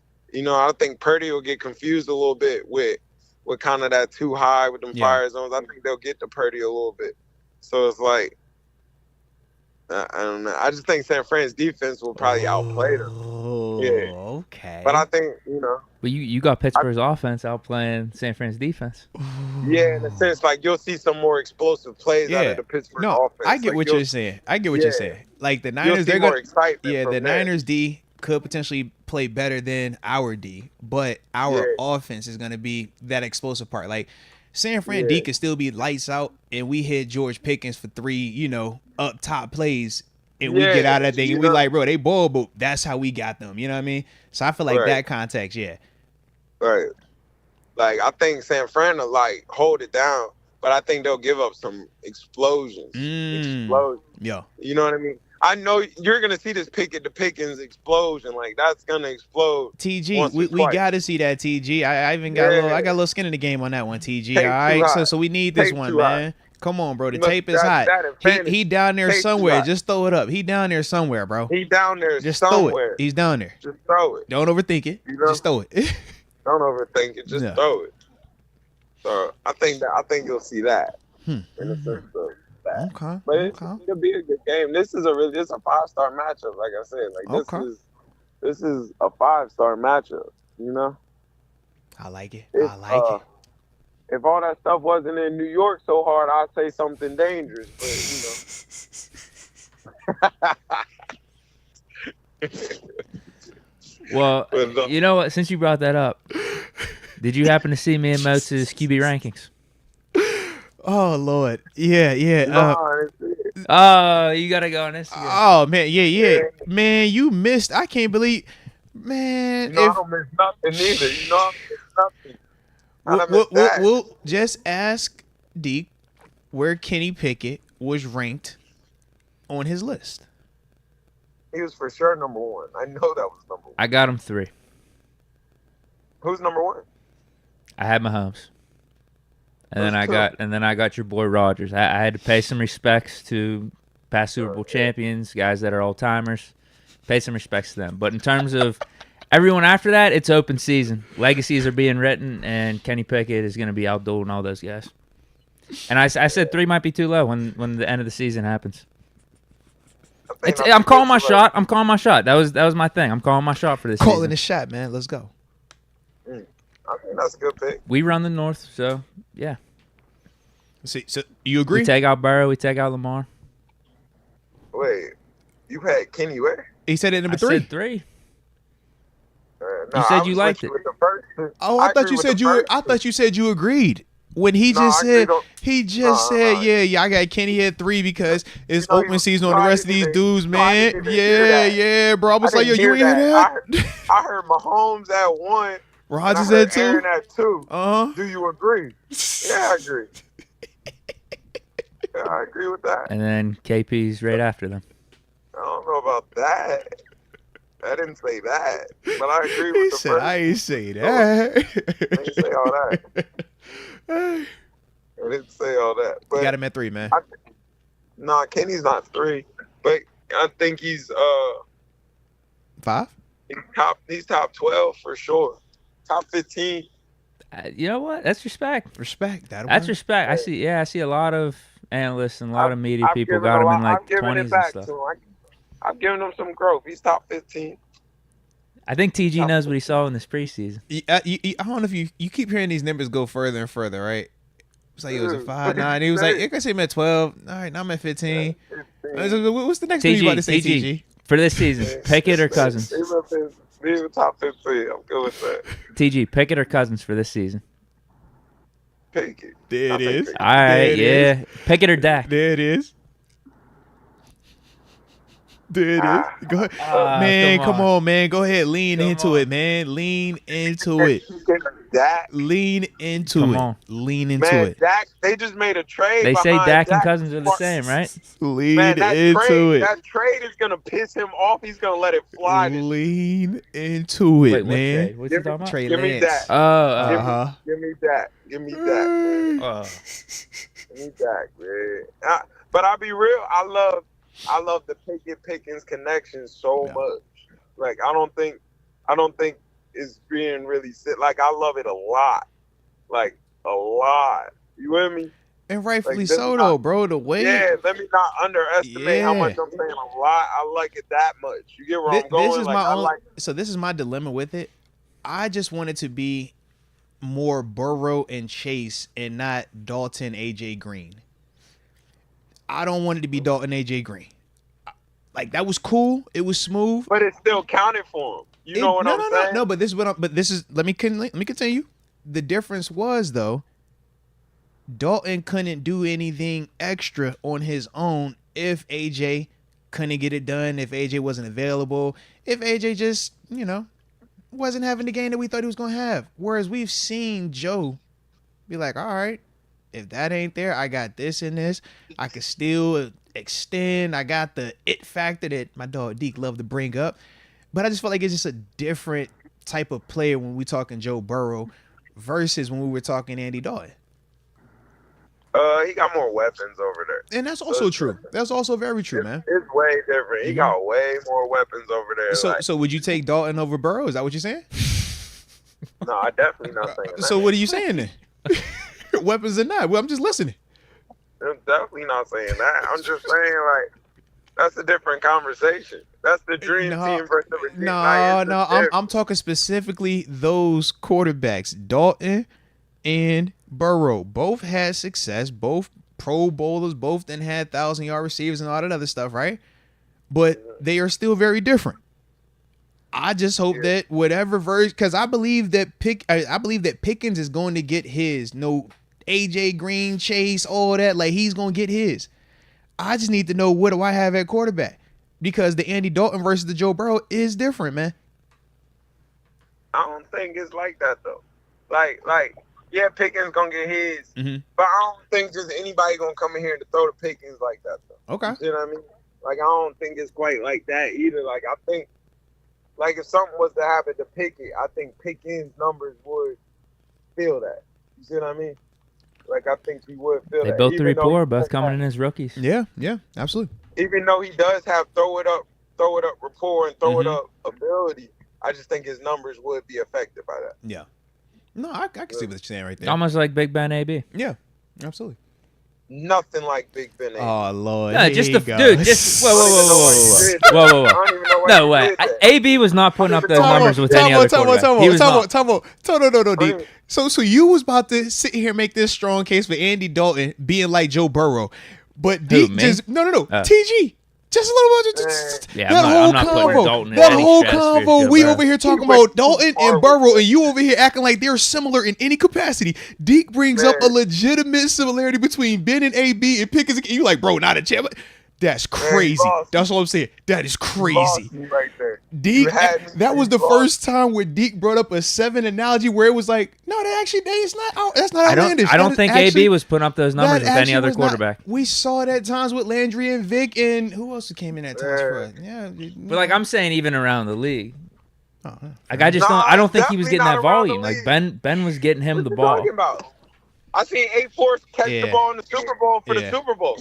I would say I can't go around. I seen when he was the artist known as 17 go up to Miami and go. I'm not saying he wouldn't produce. He's not. He almost had. He would have had 2,000 yards that 1 year if Ben didn't get hurt. Yes, I don't think he's doing that anywhere else. Yeah. What are you talking about? I'm saying he'd produce. I just don't think he's getting that volume from any other quarterback. I wonder. Yes, he is. No. My thing was this: we never got to see it, but I wonder, bro, when he went to New England, when he was in New England. Yeah, we didn't get to see it. I think if we would, we didn't get to see it. I feel like New England, though, it would have been that. No, you're seeking comfort. They're not doing that. You don't think in New England that would have happened?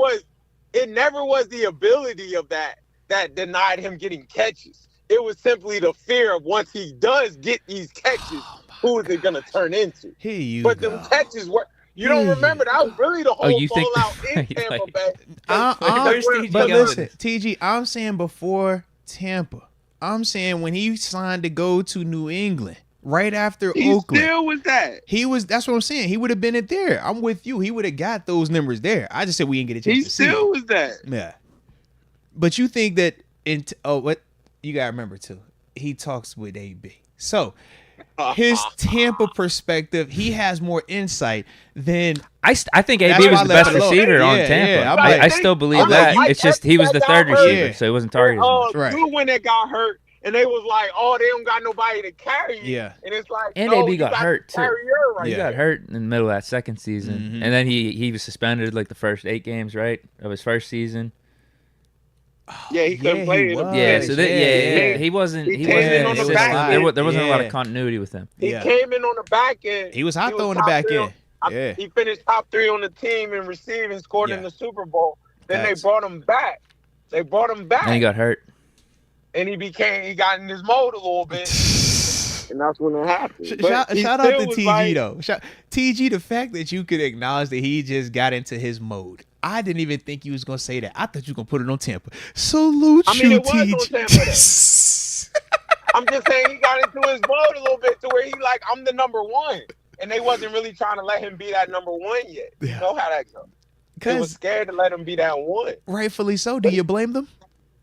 Yes, because he was the 1. So they should have treated him like the 1. Is that what you're saying? Man, you can't do what you know the quote, bro. I ain't about to do that. You know the quote. Hey. You can't. I'm cool. You know the quote. Coach Thomas he created the quote. You know the quote. It's real, man. You can't do what AB do. It's real. So you can't do what AB do. I mean, he's still doing it too, man. So let him live, man. Let him live. Oh, good. Let him live. Let him live. Hey, since you are our resident Jets correspondent, though, with those QB rankings, I do got to bring this up. Oh, yeah. What's your reaction to Moats' position on Aaron Rodgers? Yeah. He got him at 7. Yeah. He got him at 7 on his top 10 list. Yeah. Yeah, he's just who's at number 1 for Moats? Mahomes. Who's at 2? Allen. And who's at 3? Burrow. Okay, who's at 4? If I remember correctly, should be Lamar. You said Lamar over Aaron? You heard me. I think that's a popularity vote. Like, you know how that is. That's cool. You know, who's next then? That's cool. I had Hurts next. Yeah. No, I don't like that. Okay. No, you can't. You want to keep going? You want to keep going? Can't say that. You want to keep going? Do you want to keep going? Do you want to keep? Listen. I'm speaking from the heart. I'm not. It's not even a note. It's not a note in sight. This is all from the heart. I'm just letting you know. I will take Lamar. Bro, you're living in the past with Rodgers. I'm good on that, man. How we in the past? How we not? How we not? Okay, about no Hard Knock, bro. I could go watch Lamar on IG right now. And they gonna show him doing cool stuff, saying cool stuff too. I don't care. Man, it's just a big production. Man, come on, man. It's Hard Knocks. Hard Knocks had everybody thinking the Lions was about to go out there and win it all. I don't want to hear none of that, man. They almost went to the playoffs. Almost. That's cool, but they didn't though. Man, this ain't that though. I'm not buying it. Man, you gotta drink. I got him at 7. He's right behind Herbert. Bro. Right behind Herbert. No. Yeah, he's behind Herbert in front of Lawrence. That's where he's at right there, man. He right in that face. You got Jalen Hurts in front of Aaron. Bro, what? Jalen Hurts ain't nice? You say that out loud? Jalen Hurts ain't nice? You can't say stuff like that out loud. Jalen Hurts ain't nice? Jalen Hurts. My bad. Jalen Hurts is not. I forgot that Jalen Hurts is not nice. I didn't just see Jalen Hurts take his team to the Super Bowl. I ain't see that. He ain't just. So Jalen Hurts didn't just end as a finalist for the MVP either. You're right. My bad on that, man. I was watching the wrong Jalen Hurts. I apologize. But you're talking about the 2-time MVP Aaron, right? I'm talking about the one that every time it's time for the postseason. My bad. I started choking, bro. I didn't know what was going on, man. You know how that go. Postseason. Jalen Hurts going? He done went to the Super Bowl. He was just. Super Bowl he won? Did they lose it because of him? That's all I'm asking. Super Bowl he won? The low key was about to give him the MVP on the losing side. Oh man, stop it! You can't hate on Hurts, bro. Hurts is nice, bro. Come on. I seen Aaron win Super Bowls. Was that an S? Was that an S on the end? I know that wasn't no S you put on the end of that. I know that wasn't no S you put on that. I seen Aaron win it. Mm-hmm. What's that? Okay. You can't. I just don't think you can say that. Hey, he just had a good matchup, man. That's all right. Come on. Why are we catching strays here? Rod just had a good matchup, bro. Chill out. No, that was Mendenhall. He just had a good matchup. That was due to Mendenhall. Lamar just as smart as anybody. No, I can't say that. That was Mendenhall. Lamar got his money. Lamar got his weapons. Lamar got an OC that's gonna let him cook, bro. I'm rolling with Lamar. I'm cool. Cool. We're gonna find out this year, ain't we? We're gonna find out. We're gonna find out what's up. Big quote, bro. That's cool. Both got MVPs, right? Okay. Aaron got 2 MVPs, bro. He just been playing longer. That's all. It took him way longer to get his first MVP than it took for my man Lamar. Twice now. Who got it faster first though? Who got their first one faster? Who got their first one faster? Bro, before Mahomes, think about it. When Mahomes did, we were like, bro, this is insane. And then Lamar turned around and was like, yo, I can do that too. What are we talking about, bro? I feel that's not Aaron though, bro. Lamar Jackson. I'm with you. I can't really argue that. But, you know. Well, because this is the thing, though. I know you really rock with Lamar. That's why I'm standing so hard on it. Because you're not going to really go hard on it. And I love this. Yeah, I love this. I like Lamar. I'm with Lamar. TG, I think it's like when we bring up Kenny and 7 at the same time. It's like, yo, you can't go as hard as you want because you still rock with it. Oh, he want to go so hard, but he's like, yo, he rock with Lamar. Yeah. Lamar, like it's Lamar. Let's go, bro. Let's go. Lamar's for the culture, but it's tough. Hey, man, come on, bro. Who got their alarm off, man? They wilding over there, man. I got the alarm off. About to say, man. But all good. All good. All right. So. So to wrap it up real quick there, we do need a final prediction from you. Steelers, Niners, Sunday, 1 o'clock, Acrisure Stadium. Who gets it done? 31-28. 31-28. Steelers taking the business? Who they play next week? Oh, don't be asking them type of questions, bro. That's who they got. Oh, Lord. We might start 0-1 over here, but then next week will be a bounce back. Jeez. It's Browns home, Monday Night Football. You see what I did there? Oh, my God. They'll bounce back next week. Man. A man of the people. He's always leaving you on a high note. A man of the people. Man of the people, man. Yeah, they'll bounce back next week. It's love. My dog. You see what I did there? You see how I did that? My dog. Ending on a positive note. With all due respect. That's what. With all due respect, you know. Hey, next week will be a better. I hope you don't take this the wrong way, but that's all he did. All love. All love. I like it there, man. I like it. Hey, congrats on the first dub too, man. Mr. Defensive Coordinator, man. Saw Florida Memorial College take care of business. And I know you got a AFC North matchup too. Grambling State, Hugh Jackson down there is the coach. So yeah, man, go ahead, take care of business. Let them boys know Steeler Nation still running. You feel me? Yeah, man, I'm excited for the op, man. Let's go. You know, excited, man. Let's go. Shout out to my dog, man. Appreciate you as always, broski. All right. Let's get it. Peace, bro. Shout out once again, man. Terence Garvin, a.k.a. TG. My locker mate. Retired. Boy, he funny. He cray-cray. It was a good time. Definitely. Always a good time. Jesus. Yeah, he's definitely cooled a lot on West Virginia, though. I definitely picked that up with his tone. I wasn't going to bring it up either, but he did. Talking about the picking. Oh, we're going to run through Duquesne, then Pitt's coming down. But, like, I'm telling you, West Virginia already tossed away their season. Like, the fans and stuff. They're talking about this backyard brawl as like their Super Bowl. Listen, I'm with you. You know. You're hearing that, too? Yeah. It's sad. I feel bad for him at this. Like, it's just sad. When I talk to TG gives me, I'm a former player energy. Former players, we have elite confidence because in our mind, we think back to when we were playing and when we were there. And we think that everybody has that mentality, that type of, and it's like, no. The game changes, man. Terrence Garvin is not playing for West Virginia in that 3-3-5 anymore, man. You don't have Bruce Irvin out there anymore. You know what I mean? It's no Carl Joseph, stuff like that. Nah, it's a little different, man. It's a little different. So, yeah, he's still definitely speaking with his pride. It's all right, though. Mm-hmm. Yeah, because didn't they have Pitt as like 14-point favorites or something like that starting out? It was double digits for sure.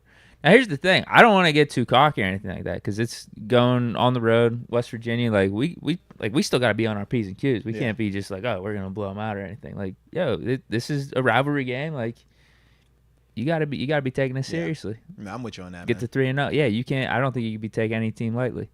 Because West Virginia knows that from 13-9 those days. Talk nasty to them, Deke. They were number 2 in the nation. They were thinking about the national championship game and I like iconic upset. I like how you working, man. Yeah. So what I'm saying is for the Pitt guys, I mean we just got to keep going. Yeah. Get this Cincy game out of the way, game at a time. West Virginia, same thing, slight work, take care of business, and then come back up here, UNC. The casual slight work. Yeah, it's just. It's do your thing. And what I was liking about what TG was saying. Less about y'all, more about us. It is. Exactly. But I like what TG was saying for the Panther side of things here because he's like, West Virginia, we're more Big 12 now. Spread it out. All right, we're going to run the ball then. Yeah. Pitt's a physical team. They got that pro-style offense. We're going to run the ball. And we got good running backs. And it's a big difference, man, when you playing that finesse ball or not finesse ball. And our front, I told you about the defense. Our front seven's good. It's been traditionally good over the last decade, 15 years. Front seven's good, so not worried about any of that. And I think our corners, our secondary is better than usual. Okay. Should be a good game for us. Respect it. Again, we just stay focused though. Don't overlook West Virginia. Rivalry game, backyard brawl. You know what that entails. It's like Steelers Ravens, right? Why shouldn't you overlook them though, bro? We're not doing that. We're not doing that. Are they really like that? You think they really like that? West Virginia? Yeah. No, I don't. But if you overlook them, it could be one of those squeak it out type of games, and that's not what you want. I can dig that. I like it then. Take care, but yeah. You know what you got to do. I like it. Bro, this is a vibe. Let's go. We're at 6. What do we got So let's here? do this then, man. Let's do strengths, weaknesses real quick. Sure. Just to get anything that we want specifically done. Finish that by 10, 15 at the latest. And then super chat the rest of the way, man. Sound good? Yeah, sure. I like it, man. Y'all hit that like button one time for the culture, man. Y'all know we in here rocking and rolling, having some fun, man. So like I say, hit that like button and subscribe if you have not done so just yet, all right? This is how we roll. This is what we do in season. We chop it up Monday, Wednesday, Thursdays, baby, all right? And y'all know we got that crazy cousin TG. That's how we living over here, all right? So let me pull this up real quick. Talk a little strengths and weaknesses, man. Steelers, 49ers. What do you got? 3-3? Oh, I wasn't even, as hard on it like that. Okay. But we could do it as 3-3. I was more so just, just talk through it, Sure. But I know for me, man, when I thought of Steelers specifically on offense, man, some of the strengths I thought for us, feel like, man, when you talk about the George Pickens element, what he's been showing the consistency with in terms of no longer 50-50 balls and really being 60-40, 70-30 type balls, I do feel like that is something that travels. That was one of the things that we talked about this preseason in the sense of it didn't matter who that was against, the way that he's catching the football and high pointing it with his athleticism and jumping ability. It didn't matter who was out there. I do feel like that is one of the things when you're talking about dealing with a pass rush like how the Niners have, you offset that at times by being aggressive. By, man, all right, we're going to max protect this thing. We're going to 1 or 2 route these dudes, Deontay, Pickens, and that's the one-on-one that you got to win. I think that for us, I like that a lot because I do feel like Ward is going to spend a little bit more time with Deontay early on until we can see, Pickens obviously showing up the way that we know he's capable of. But that is definitely one of the things off the top of my head that I feel like is going to be a huge asset or strength for us, man. Absolutely. No. Because after Ward, I like our matchups across the board against their cornerbacks. Absolutely, man. Absolutely. So like I said, I definitely like that part of it early on. The other part, oddly enough, they have a dope defense. I love the names, but I feel like we're going to have an advantage in terms of our A-gap, B-gap, downhill directly at them type runs. Their defense is electric. I love it. They can ball. But I do feel like they are still better designed for playing the pass. Not necessarily playing against a team that is going to be trying to run that route like I think Put them on their heels. Yeah. And playing out of them big body personnel groupings. Making those DBs that they, Hufanga, dope player. Make him have to tackle for 4 quarters. Now, he can tackle. He's a dope player, but make him have to play that type of game, not the pretty, let's play, cover 2. Now we doing 6. It's the Steve Wilkes, so it's going to look exactly like the Carolina Panthers defense, man. I played with it, like I said, when I was in Arizona with him. That's what he does. So it's like, man, if they could play that game, yeah, it's going to be a long day for the offense. But the way to keep them from doing that is by punching them. Running that rock right at them. I do feel like that is one of the things that with the revamped offensive line that we have, we are designed to do that type of stuff. And this is one of those ones for Najee that I'm looking at him like, man, make Fred Warner and Dre Greenlaw have to fight them body blows like that, man. A Jalen Warren at times takes it off the hook. Yes, it's a fastness, and yes, it's certain anxiety that comes with playing in space and speed like that, but it doesn't have the same physical wear and tear on you as hitting Najee when they running that ball downhill like we think we're capable of. That's the other part offensively where I'm just like, yo, that's something that I feel like should be able to do. I don't love us just dropping back and having Dan Moore and Chooks you one-on-one. You know what I'm saying? Like, stay I don't balanced. Like that. Yeah. Or Hargrave. Now you and Sayumalo or you and Daniels, y'all got to hold up one. Like, I don't want that for 4 quarters. But to offset that Najee part, when you're attacking it, Hargrave is great in terms of rushing the pass, but he's smaller. He's not a big-bodied interior D lineman. Those are some of the things I'm thinking of right now, man. Hopefully Canada's watching this. So, hope so, right? What I did we've done this before, right? Where it's you look at the opponent and say like strengths, weaknesses. Heck yeah. And that's what I want. Yeah. Heck you want me just to list off the 3 things I got? Absolutely. All right. This kind of pisses me off, especially with this Bosa deal that just happened. Mm-hmm. It feels like the 49ers have the salary cap turned off right now. At times it does seem. Dude, like this is insane. Like, how do they have Trent Williams, who they're paying big money to, Eric Armstead, George Kittle, now Bosa, $34 million. Debo just got paid. Fred Warner, Debo Samuel. You're right. They just signed Javon Hargrave to like a $20 million a year contract. Shavarius Ward's getting double digits. Dre Greenlaw with like $8 million. Mm-hmm. Christian McCaffrey they brought over. It's crazy, paying right? like 16. Like, I get they have the cheap rookie quarterback thing, but like this seems absurd.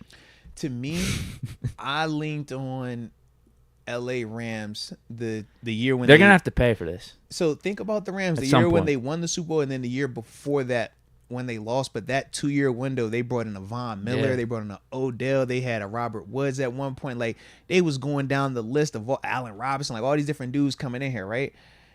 I just think to myself that they're doing that approach. Win now, right?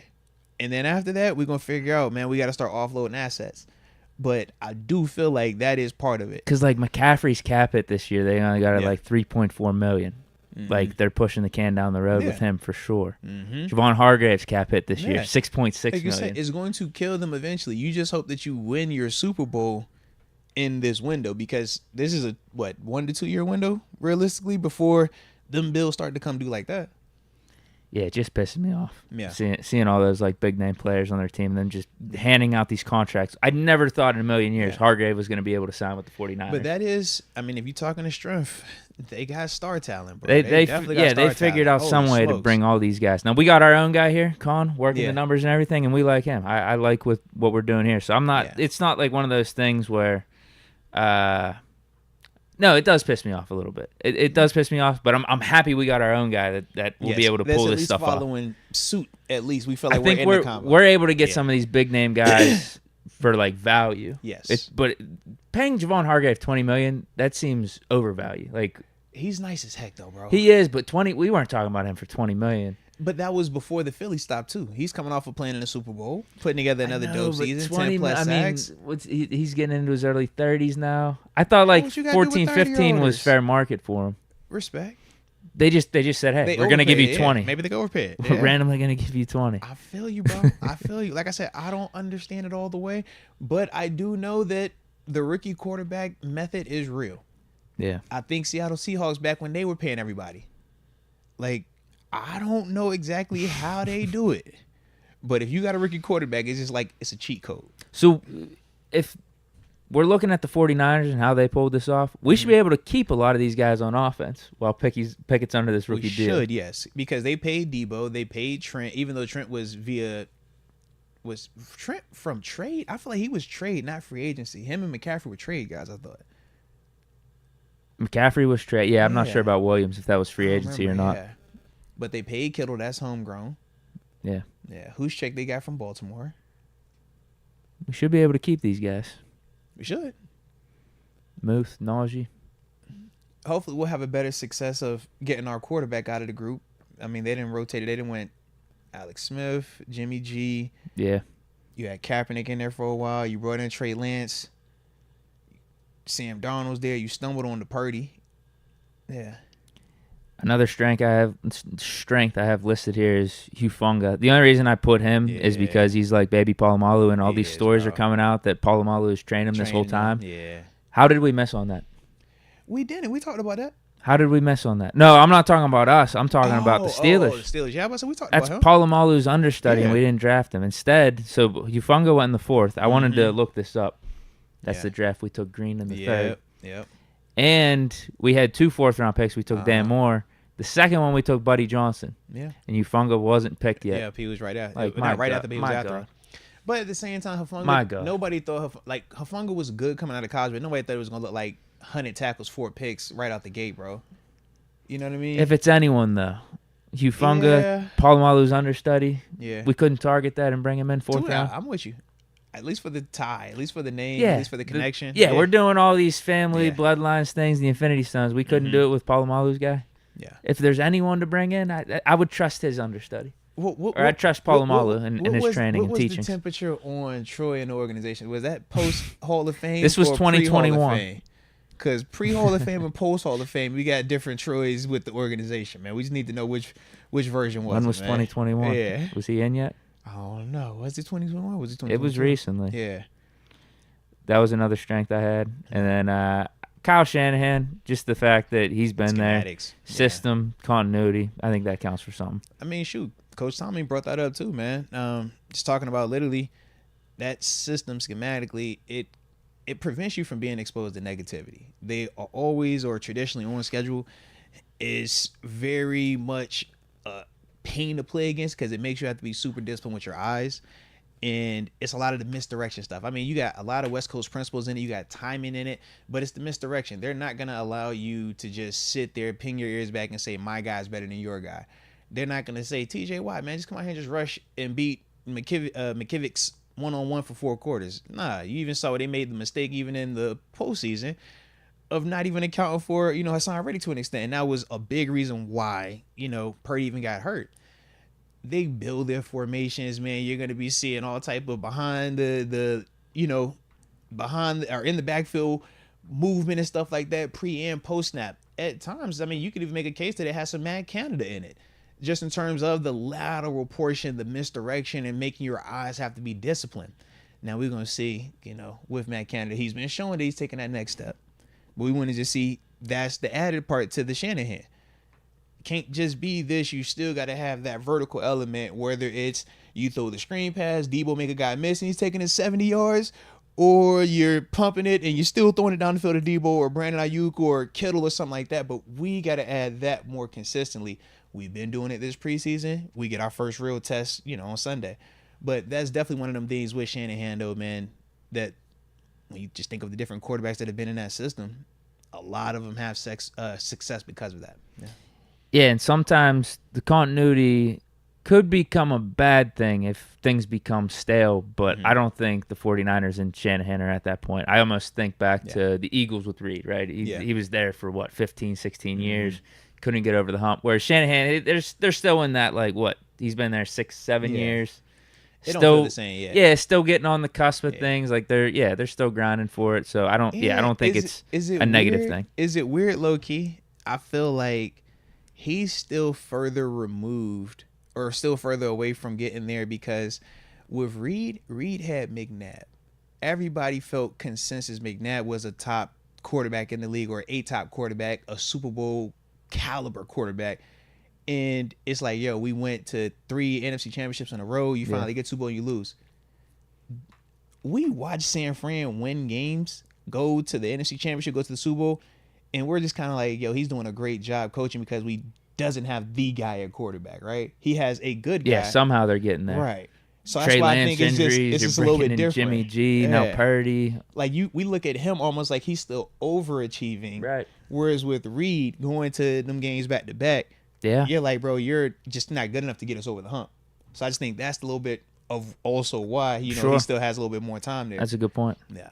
Like the Trey Lance thing would have been interesting if it would have worked out. Because if it works out and now this is your guy you drafted and you're going and you still can't win it, now we looking and saying it's you. Like how the Andy Reid scenario was. I think I've seen some of these stories come out. I don't think he ever really was Shanahan's guy. No. I think Shanahan wanted Mac. He wanted, Remember they talked about that right at the end. And then I think it was Lynch and maybe the front office that talked Shanahan into it. They Lance, Mm-hmm. Is what it is. Did you have anything else, or do you want me to list off? Cooked in that thing too, though, low key. He might have been all right. Mac Jones would have been straight. But another strength though, man. Like you said, you brought up the star talent specifically for me, Christian McCaffrey. He's one of those guys. That's a mismatch. That's a mismatch. When you talk about how do you account for him or certain things that he makes you have to respond to, McCaffrey definitely does that as a runner and as a pass catcher. Like I said, man, it's just I look at the combo of him and Debo. They are like the weirdest tandem of stars on a team. You have to account for them, but it's not in the same sense of when you're playing against a traditional number one receiver and a traditional RB1. I like this better for the Steelers. I do too. I prefer this. Yes, give me the unicorn type dudes versus a true bona fide Justin Jefferson, Jamar Chase, one of those type dudes. Yeah, give me these more lateral guys. Right. I feel like we shiftier guys. Doing that. We not tripping on any of that. I feel like because they don't have any real deep threats either. Don't. Like maybe if they had a real deep threat to open things up, and then you had the shifty guys underneath. Yeah. Almost like Patriots with Brady. You have Gronk taking up the middle, but then you got Welker and Edelman or even Randy Moss back in the day. The challenge with Debo is they don't have that with the Niners. The big challenge with Debo and McCaffrey is going to be the open field tackling. They're going to try to get you on that perimeter and make your DBs, make your safeties be 100% with their tackling. And then when they're not, that's when you see Debo, take a screen 50 yards, 60 yards. Yeah. That's their identity, man. But it's one of the ones, though, it's like, our corner's not capable of tackling. Levi, Pat, especially JPJ. We feel good about that. Yeah. So, but it's definitely one of the ones, though, for me, man. All right. You want me to throw out some of these weaknesses for the Niners? We're just talking Niners because this is how we look towards them right now. The Brock Purdy injury. Mm-hmm. Is he gonna be the same? I wonder the same, but especially week 1 too. I love when we have the 49ers. Yeah.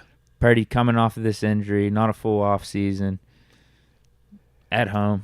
I didn't think Purdy was all that anyway. I thought he had an impressive performance rookie year. I said many times I'm taking Pickett over Purdy. Yeah. But now coming off that injury too, I think that's definitely a weakness for them. Yeah, to me, man, I'm back and forth with that specific part because it's like, man, I watched the preseason and I'm having the same confliction of, do I believe his preseason tape, that second preseason game they had where he did look good, he did look on schedule, but it was 2-3 series. And it was just that one, you know what I mean? So I'm like, Yeah, you look good, but is that healthy? Is that legit 4 quarters? Is that you taking some shots? Is that you having TJ Watt, Alex Highsmith, Cam Hayward, Larry Ogunjobi, DeMarvin Leal, Chase Matthew Ford? Like, I don't know. And just the question of, like, was that just like a Cinderella run for Purdy too? You know how I be feeling about the year one stuff, man. It's like they ain't got a lot of tape on you. They figuring it out. Respect to Purdy for his performance, but still, I mean, you got to, like you said, you got to keep doing it. Yeah, and to me, man, it's the tandem. You can't talk Purdy in that offense without talking Shanahan. To me, Purdy went to a great situation. It's kind of I was looking at the Caleb Williams stuff where he's flirting about like staying because he's like, I don't want to go to a bad situation, and they brought up Baker Mayfield, Kyler Murray. I brought up Josh Rosen. You go to the wrong situation, wrong time, bro, it will change your life. Yeah. As we've seen with just those 3 guys, and there's countless other guys. But it had me thinking about Purdy, and I'm like, bro, Purdy low-key went to a great situation at that time. Dak with the Cowboys. Absolutely. Great in 2016, that was perfect. That changes everything, though. If Dak had went to Cincinnati and they said, hey, you're taking the keys to the car, it's a different scenario. But you think about, just landing in the right spot. I do feel like Purdy did land in the right spot, but he has limitations, though, and that's why he was drafted. Like, you can't just act like we ain't see that type of stuff. You know what I mean? But no, I definitely agree, though, man.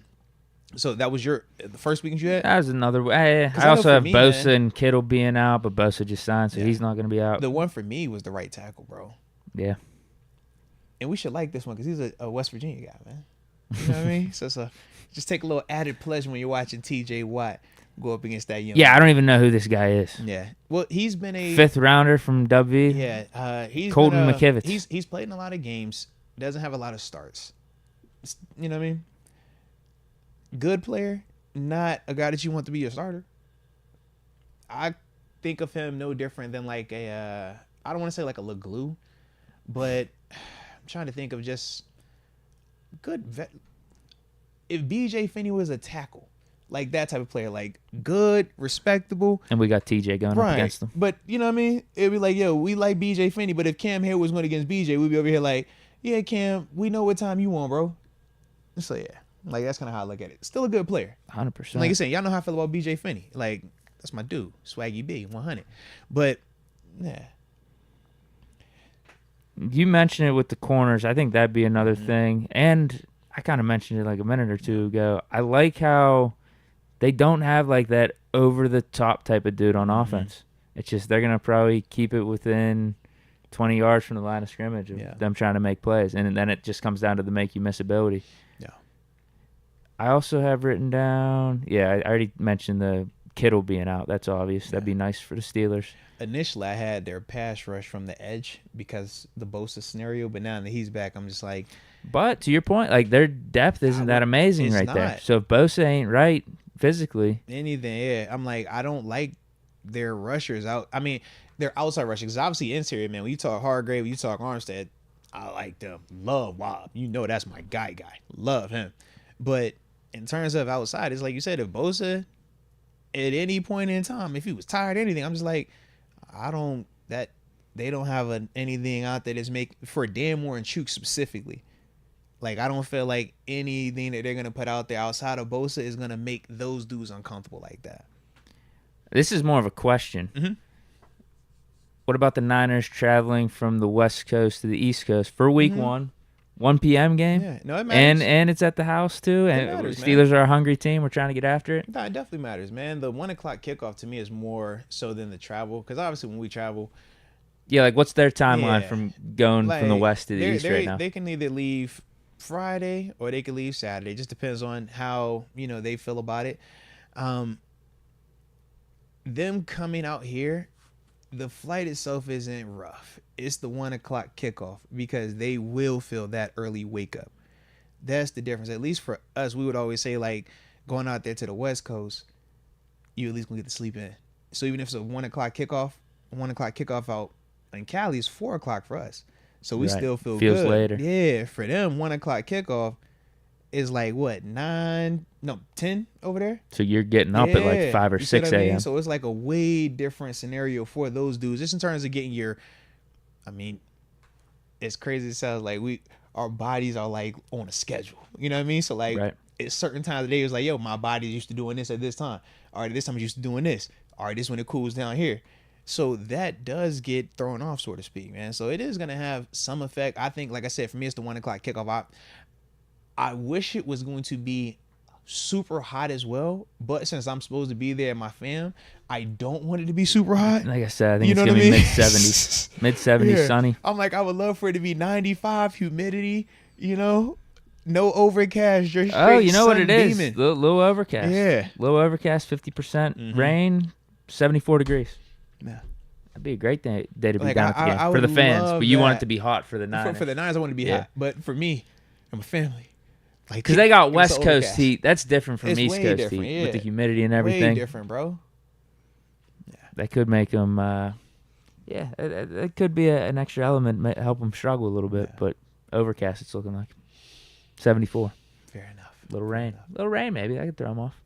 We're used to the rain here in Pittsburgh. Look, can you rain before I get to my seat, though? That's just, but not hard. I want rain early enough so my seat's dry. I want my seat to be dry by the time I get there, man. All right. Okay. You don't have a box? Not for this one. Not for this one. Small time, Deke. Not all of us are streaming on Bleacher Report. You know what I mean? Not all of us get. I thought you'd be with the A-list. I thought you'd be with Batch and Bettis in a box. No, man. I'm small time. You know what I'm saying? Hey. Maybe Kenny stops by after the game. I'm small time, man. I'm just a guy. Okay, I'm just the guy that just knows people. I name drop you. I name drop my friends, and it gets me access to places. That's all. You have any others? In terms of weaknesses? Yeah. I mean, those are the main ones for me, man. Like I said, because we hit on pretty much like a lot of the similar stuff with that, though. It's like, as much as people are excited about Purdy, I still feel like he is limited in certain areas. I still feel like if you're able to, especially on them first downs, if you can make them have to play from behind the sticks, I just think that puts Purdy in a way less position than where he's in right now, where it's like, everything is set up perfect. Don't crash the car. When you have him to have to start improvising, him have to start creating, that is the part where I'm like, I don't feel like he's capable of doing that to that extent. We've seen Kenny do it at times, and that's why he was a first rounder. That's why he was a Heisman finalist. Purdy's a good player, without a doubt. But it just is levels to this thing, and I just want to see if you could rise to that next level. I got my, I got my doubts, though. You know what we need then? Fast start by the offense. Let's get up double digits. What's up, man? First 2 or 3 series. That'd be nice. To me, that. And that's something that everyone's been complaining about with the Steelers the last couple of years. But we saw the opposite in the preseason. So hopefully this new look team can do that. Get off to some quick starts, and then we could tee off against Purdy potentially. No, I'm with you on that, bro. Maybe they'll start abandoning the run game. No. Who knows? You never know how some of these game flows go. Mm-hmm. That would be very much in our favor. Bro, we got to get off the field on defense too, bro. Because that's the other part with this Niners, how they work so well. Their offense sustains drives, so it keeps their defense fresh. Their defense gets to play from ahead, and they get to play that pretty ball where we're going to rush the passer. We got the corners and the safeties. We got a fair warning, so we don't have to come out of certain formations. And we could just play that with you all day. And because you could never keep back up, score back up to get with this, the cycle just continues. That's the part for us where offensively we got to make sure we sustain it. But defensively, we got to get off this field, man. What we working with on McCaffrey? We got Quan Keen on him. You got to have some Quan. Did Kittle practice today? Low Keanu Neal. Did Kittle practice today? I don't know. That's the other thing. If he didn't practice, then I'm going to throw some Minka in there as well. But But if Kittle... Have Minka exclusively on Kittle then. Yeah, I think I'm gonna need my eyes on that a little bit more. Just because I feel like that can gash me a little bit further, at least. Travis Kelce listed as questionable for tomorrow's game. Absolutely not. Come on. They. Well, that was like the Giannis injury, right? The Giannis injury in the finals, and Giannis played.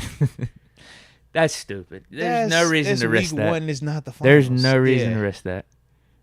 That's really stupid. I'm not seeing anything with Kittle in terms of practice reports. So, yeah, if he's not out there, he's not practicing, then I'm adding Minka to that convo. It's a groin injury for Kittle. Yeah. Now, you were the groin specialist when we had our groin pandemic. You going to take your talents over there, or we just going to let him heal on his own, man? No, I'll just give him advice. Sit out a week or two. Rest up. Definitely. Season's a long haul. No reason to be out there week 1, You don't Kittle. need to take that long flight across the country, man. Yeah, I'd give Kittle the same advice as Kelce. It just so happens you're playing the Steelers week 1. Yeah, though. Don't take that flight, man. Chill out, bro. Put it on the shelf this week. Absolutely. I like it, though, man. I like it. Now, 5 minutes. Oh, go ahead. What were you gonna say? Oh no, because the Matthew 415 said that Kittle did practice, but I wasn't sure if we had any confirmation one way. So all good with that, man. I trust this source. All right. Well, yeah, because then I seen Juice Bellamy. He said it as well. Then he said it was limited by Stoogie. So I don't know, but who knows, man? All good, all good. Yeah, I don't know his tendencies. Like if he practices, like does that mean 90% chance he plays, or does he have is it still 50-50? Is he a Larry-O? Right. Well, he's always up there questionable, man. But either way, it's a vibe, bro. I mean, in all honesty, even though I do want him to sit out because he's playing us, I don't think it's worth risking for the first week or so. Like the Niners are a good team, the Chiefs are a good team. You're in it for the long haul. I don't think that's something you want to mess with for week one. What they say? What is more important? You win in week one, but you lose Kittle for the year, or for he's gonna be done with that for the season, or you potentially lose week one, but you got a healthy Kittle for the duration. Yeah, I'm with you, bro. All right. Want to hit these super chats? Let's do it, and man. Get out of here? Heck yeah, man. Super hit it, and then we out of here. And I got to cook tonight, I think, Deke. So nice. Yeah, don't get me in trouble. Don't get me in trouble. We're going to ride, though. I think this is Jalen Howard. This is where we left off. He says 314 to the 412. Sunday, baby. See y'all Sunday. Absolutely right. Let's get it, man. And it was his first super, too, man. So salute you, Jalen. Absolutely, man. Christian Matthias, can we talk about the clip from Bart Scott versus Mike Tannenbaums regarding the constant Steeler hate? His new reason for the Steelers losing against the Niners is they'll be more physical. Then he said Purdy over KP8. Whack. Yeah, what is Tannenbaums? He was in Miami, right? Yeah. I'm trying to think. Yeah, he's had a thing against the Steelers the last 3-4 years. Yeah, he got on that analyst putting table, out man. Bad takes, yeah. Yeah, I don't know, bro. Just a bad take. Yeah, I don't agree with it, though. I did see where Bart said that if TJ is healthy, he's the best player in the best defender in football. I do agree. I like that. Yeah, I mean, the only reason TJ wasn't discussed as much last year is because he was out for half the season. That's it. Steve Williams out here in 49ers territory representing the Pittsburgh Steelers. Moats and Deke, best podcast on these YouTube streets. Let's go. Nah, man, I appreciate you, man, from the heart, man. We try to, drop content like this for you on the regular. So, yeah, hopefully you enjoy yourself, man. Let's go. Tyler from the 334 Moats recently watched your first Steeler game I went to, Monday Night Football at Titans, 11-17-2014. Yes. Wasn't that at home? No, that was in Tennessee. That's the LeGarrette Blount walked off the field. Bell game. had 200 yards, right? Yes. I definitely remember that one. That was crazy. He said, saw you in the starting lineup. Any memories of this game?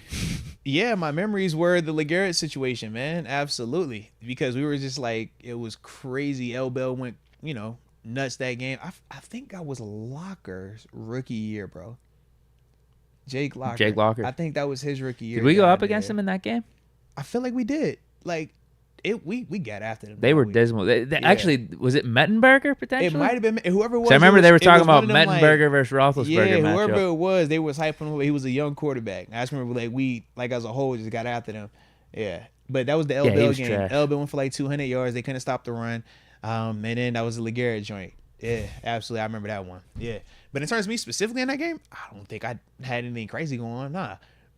Yeah, I was later on in that I think you had good tape. Yeah, I mean, you had some good things out there. My tape was all. I got paid that all season, so it had to be hot enough. That's all I'm saying. It had to be hot enough. But yeah, man, that was a fun time though, man. Q, is Cam Hayward your vocal coach? You better believe it, man. Come on, man. Shout out to Killer Cam, the captain, as well. Shout out to the captain. Shout out to your boy too, Kenny, man. Why no Najee? Why you gotta do that? Najee was the captain last year. Why you gotta ask them it was questions? a clean. It was a clean transition because you go from QB1 last year, Mitch, and then you put in Kenny for him. That's all understandable, right? Why you gotta ask them questions, man? Miles Killebrew captain last year. Miles Killebrew captain this year. Ask them questions, Cam and man? TJ captains last year. Cam and TJ captains this year. Why you doing Najee that? captain this year. Why are you doing that, man? Where's Najee, man? We ran out of captains. All right, we ran out of captain letters. Come on, man. No, you Come could do on, bro. five. Nah, we did five last year. Hey, man, we set a new standard this year, man. All right, we was like, we gotta cut this captain talk. There's too many captains going on right here. All right. Man, he's gonna put a D on. Oh my. Yeah, give him a D or a L. Just put it right there. He be Dog straight. or leader. Yeah, this is Najee's a D. He's a dog. We put a dog up here on his, or do you like him as leader? He's a leader. All right, so put him as. They should just get a captain. No. That's different. Captain, leader, and dog is different. There's three different things. So you just gotta pick which one to give him. Yeah. I don't understand that. Najee should just be captain. Stop being messy. Just leave it alone. Just maybe Najee declined it. Maybe Najee said, I don't want to be a captain this year, coach. It's less about me. Did they see these Jaylen Warren runs? Oh, God. That's how it all starts. They're like, forget captain. You got to be worried about RB1. First they take your captains. Then they take your spot. All right. You just look at Mitch. Mitch was a captain first. He was a starter first, It's too. Messed up. I want Najee to be a captain. Uh-huh. I'm just throwing out some conspiracy theories there. Like, what's going on? This is a team vote, right? You voted Najee last year. We ran out of ballots. Why did we just stop voting Najee as a captain this year? Voter fraud. If there was voter fraud, if people thought it was voter fraud, you know what I'm saying, in America, it was voter fraud within Still Nation, all right? I'll go with that. I like that. Somebody sabotaged, somebody messed with the ballots. Voter fraud on Najee. Man, it was voter fraud, man. I like that. Absolutely. Rex 7, anyone know the Porta Potty girls from the Morgan Wallen concert? Just found out it happened there in Pitt. Seems like Deke's kind of girls. Hey, bro, that was insane, man. When I found out, like, because obviously, you know, a lot of the media people who went down there for the concert, I did have white people, hey, you see this? I'm like, what is, and then the chick. The one chick was going on. Bro, she can't like Stone Cold out the blonde hair from chick? the top rope. I say, yo, with the cowboy boots. I say, bro, whoever she is, keep her away from me. Lord. Well, she went on Barstool. I saw a video clip on Twitter where she explained the whole thing. Mm-hmm. They said it was like cutting the line or something. Well, crazy, right? I think the two that she came out and then she saw the two beating up on a lady, and that lady just happened to be her mom. So that's why she's like, I got to protect my mom. Yeah, bruh. That's crazy. And I guess, no one got arrested or anything? I don't know, bro. I don't know. I'm just sitting here like, bro, I've been around porta potties. I know what they smell like. There is nothing about me that wants to fight near or around, and definitely not inside of a porta potty, bro. Whatever we beefing about, bro, it can wait. That's how I feel about the porta potty action, man. Deke, you could be cursing me up, man. Go use the bathroom, bro. Wash your hands. Then after that, I'm going to get everything you looking for, all right? But I'm not about to go into this porta potty with you to get after you, bro. I'm good. I am good. AJ Martinez, God bless Moats, Deke, and families. Blessings to TG. Blessings to the chat. Blessings to all family and friends and the retired cheetah, Por Vida Sabo 7. Man, let's go, man. Let's go. Shout out to AJ Martinez, man. You know he always pull up, man, showing major love. Absolutely. AJ Martinez also gifted a Moats membership to Vegas TJG. Shout out to AJ Martinez, continuing to be awesome. And Vegas TJG, welcome to the room. Yes, indeed. Yes, indeed. AJ Martinez, shout out to my son Tony, putting the 454 Big Block Chevelle back together. Father-son time in the Moats Deke Steelers Nation with TG show. Let's go. Man, I love to hear that, man. Nothing like father-son bonding, man. Keep being a good dad, man. Stay present, show up every single day. Love it.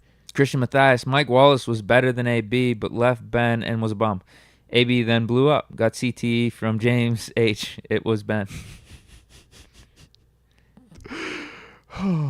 He did say that last year, right? I got CT from James Harrison. Yeah, he did say that. And you go through the records, it just wouldn't have been possible unless it happened in practice. Yeah, I'm with you. Then everybody said it was perfect. I don't know, bro. And then AB went through a time where he was like denying. He was like, nah, but I don't know what you're talking about. Now he's like, now he's saying he has CTE. But he said he had it with that video, with the split tongue. It made me, I didn't know how your tongue do that. Mine don't do that. Deke, you do that? How you do that? I don't know how that worked. That ain't regulation, Deke. That is not regulation. Okay? If you see that, be careful. That's different. It's altered. Richard Arbizo just says, country road, take me home.